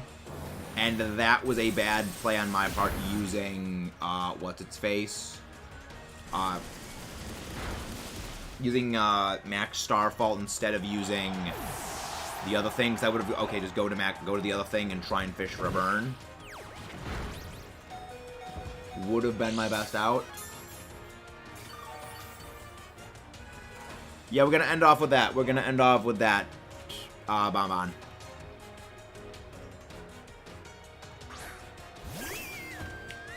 So now the only thing is depending on the order of speed. And if Omar has a certain move on that thing. Because if he has a certain move on this thing, then yeah, I just lose. Really? Psych. Okay, that's not the move I was thinking of. I was thinking Energy Ball. Well played, Omar. Well played.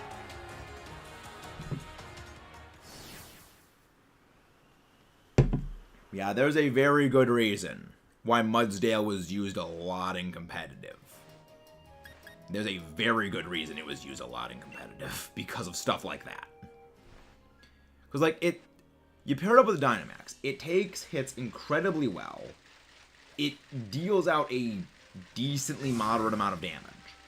And it bulks hits like no tomorrow because it has max quick to set up a special defense boost. You slap an Assault Vest on it, it takes special hits like an absolute Giga Chad. And one of my favorite tactics people would do with it is they would put it next to like a skill-linked Trumbeak with Eviolite and just get it to like the +4 and +5 and 1 turn. I love it. Yeah, Togekiss has Follow Me. Follow Me is like the staple thing almost all Togekiss have. But yeah, Togekiss had Follow Me. If I was, yeah, again, the thing that screwed me in that fight was I went for Max Starfall, because otherwise I would have gone for, sent out Gastrodon instead and just try to fish for burns on the Mudsdale. The main reason for that is if I was able to burn the Mudsdale, Mudsdale would have been absolutely useless, and it wouldn't have been able to hit my team for anywhere near as much damage. And all I had to do was just wait for it to chip itself down. That was my only flub, was going for Max Starfall. I failed to anticipate the Mudsdale. But yeah, Togekiss has Follow Me. One of the main reasons Togekiss has Follow Me is for a last-ditch save on something. And also it becomes Max Guard when Dynamaxed. Because the Togekiss is the whole play of the Togekiss is weakness policy into just killing things with a weakness policy boost of Togekiss. Like Sheldon, but... Yep, that is perfectly accurate, and I wear that with a badge of honor, Mudkip. I wear that with a badge of honor. So thank you. So thank you, Mudkip. I wear that with a badge of honor. Mudsdale Assault Vest was spamming ground Dynamax, so I could... Yeah. That is the very common tactic used by Mudsdale in competitive, and it works for a very good reason. It works for a very good reason. Because you got Stamina, which boosts your physical defense, which procs every time you get hit by a move. Then you have, you know, your AV and your ground Dynamax move, which boosts your special defense to an even more insane degree. At which point, you're just surviving hit after hit after hit. The only thing that really kneecaps it is a status condition like Burn, because then it just, you know, it doesn't really do nearly as much damage because it doesn't have overly great offensive stats to begin with, because you don't often invest into its offensive stats, because you invest purely into its defensive stats to make it take hits for body press. Yeah, Nature's Careful Nature, yeah. That's exactly what I mean, is it is very much designed to bulk hits out incredibly well, and if you burn it, that completely... Well, okay, it doesn't completely negate bulk. It doesn't completely negate its bulk, but it really cuts into it and really makes it less able to do all the things it's generally meant to do. And that was why, like, okay, me going for Misty Terrain right there absolutely ended me. That's what I said it was a calculated risk, and it was not a risk worth taking. That was my biggest flaw. There's the Glacier. Alright, so we're going to be ending off on this. And then we're going to be making camp, and then we're going to be ending off on that. But get your Dynamax link codes ready to rumble. Let's go. I mean, I wear that with a badge of honor, Mudkip, because I spend all the time studying Pokemon to learn the plays. Because the goal is to one day be the best in the world. The one day is to eventually go to Worlds. So I need to know all the tactics, all the plays. And every single defeat, every single loss gets me one step closer to my ultimate victory. It works. It is very much a plan. The plan exists for reasons and to do stuff and things, and it works. But yeah, I know who we're gonna go raid. I know who we're gonna go and raid. But yeah, Corviknight was always one of the things that was tough for my team to crack. I really had nothing for that. Hey, nice! Nice Phoenix. But yeah, it's like, Corviknight was always the big issue for the team to crack. That's the reason why Duraludon has Thunderbolt and why Togekiss has Flamethrower. But yeah, pretty much I never really... Corviknight was the only issue that this team ever had. And I kind of... This was kind of the methodology. Technically, it's a hedgehog, or it's a it's a hedgehog porcupine thing. But this was the operating assumption I went under when it came to building this team. I accepted the instant loss to Corviknight for the advantage in a lot of other matchups.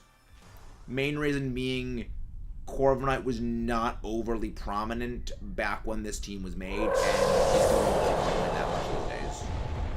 But when it shows up, yeah, I just can't do a thing against it. Unless I kill it with fire first hit, I just lose. It will end up screwing the team over. But yeah, I love Togedemaru. Togedemaru is a good bean. Togedemaru is a good little thing. Love Togedemaru. Hey, Andrew.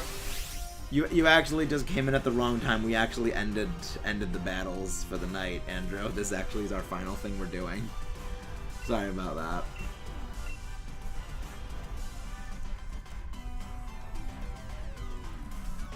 Like, it's almost like it's almost not mid, it's almost like 11 o'clock here.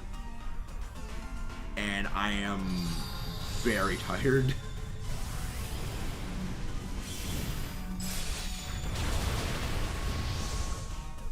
Yeah, this thing has ground moves. That's why I say go Zacian and Zamazenta against this thing. They are the best options by a very, very long distance. But yeah, we'll don't worry, we're gonna doing more battle things. We are going to be doing more battle things. Yeah, the battles ended for the night. We're gonna be ending after this Dynamax adventure. The Dynamax battle. Because it is getting late here, and I do need to, you know, it would be the quality of the video would be going down. But don't worry, there will be more battle streams. Probably about a week or so, we'll do another battle one. About a week or so, we'll do the next battle one. I mean, again, you guys seem to love them, so we're bringing them back. And I stopped doing this. I don't think you guys enjoyed them that much.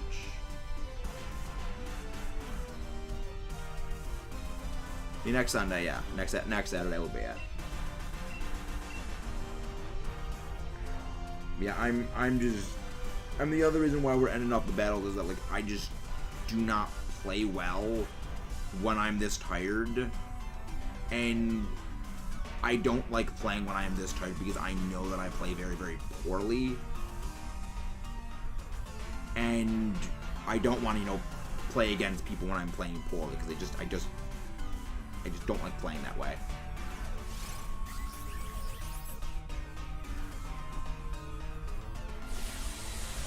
Yeah, I just do not like playing when I am this tired because I know that I play very poorly, especially like that. I make a lot of clumsy mistakes.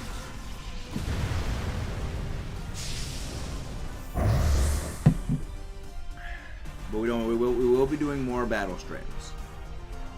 What do you mean you don't have a week? What do you mean, Phoenix? I'm not sure what you mean by that. Yeah, we will be doing more of that.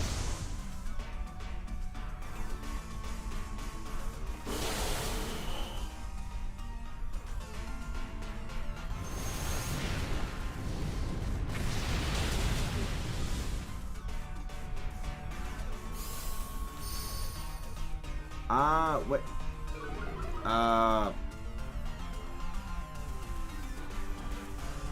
Yeah, I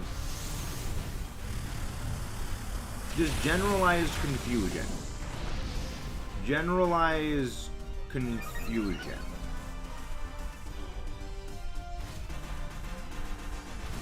Don't.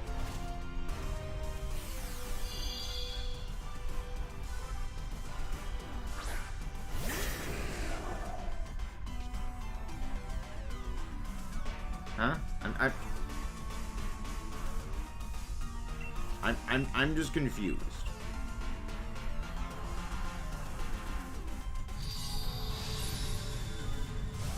I'm just confused at this point.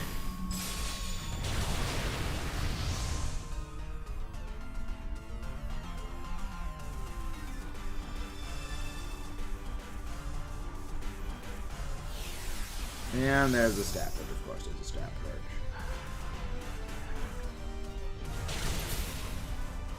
Yeah, Kayla, please don't bring the Dragonite. Please don't bring the Dragonite. We need something better than the Dragonite for these things.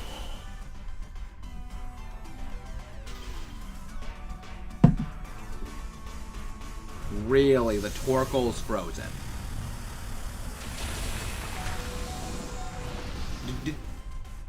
Did you not use a Fire-type Max move, Omar? Because that should have defrosted you immediately. That should have immediately defrosted you, because I've done that before. What max move did you use, Omar?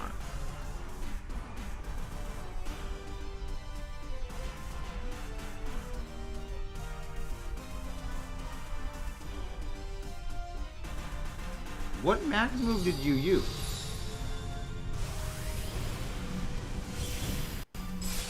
But I mean, that is gonna be all for tonight, guys. Palkia did barely anything. Did barely any damage. I mean, hopefully the move is Omar uses is gonna defrost. Hopefully Omar's gonna be able to use a fire type move. It's gonna defrost him, then it's gonna kill him. Yeah, because now the stats go down. What move are you using, Omar? Do you not have a fire move?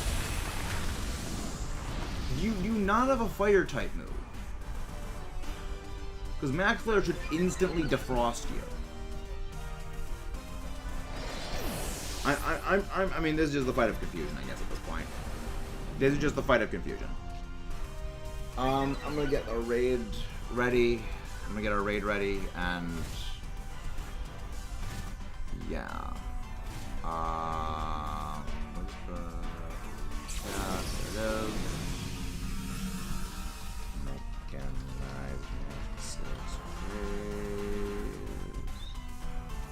What happened, Phoenix? What happened? What happened?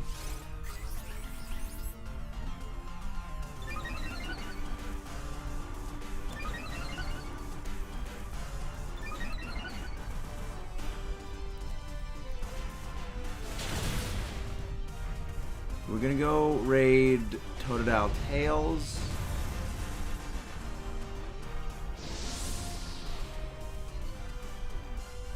Unless they are ending off. Unless they are ending off.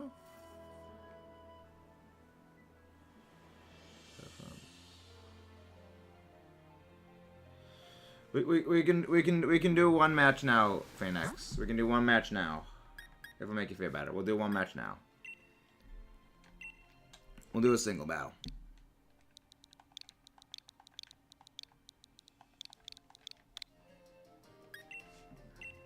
We'll do a single battle now. Alright. Okay, then we're gonna go and raid Totodile Tails.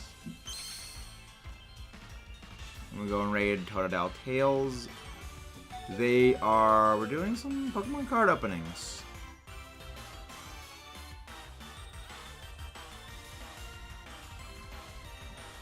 See you guys next time. Let's rock and roll. I think I'm just gonna go to bed right after this. I think I'm just gonna go to bed right now. See you guys next time.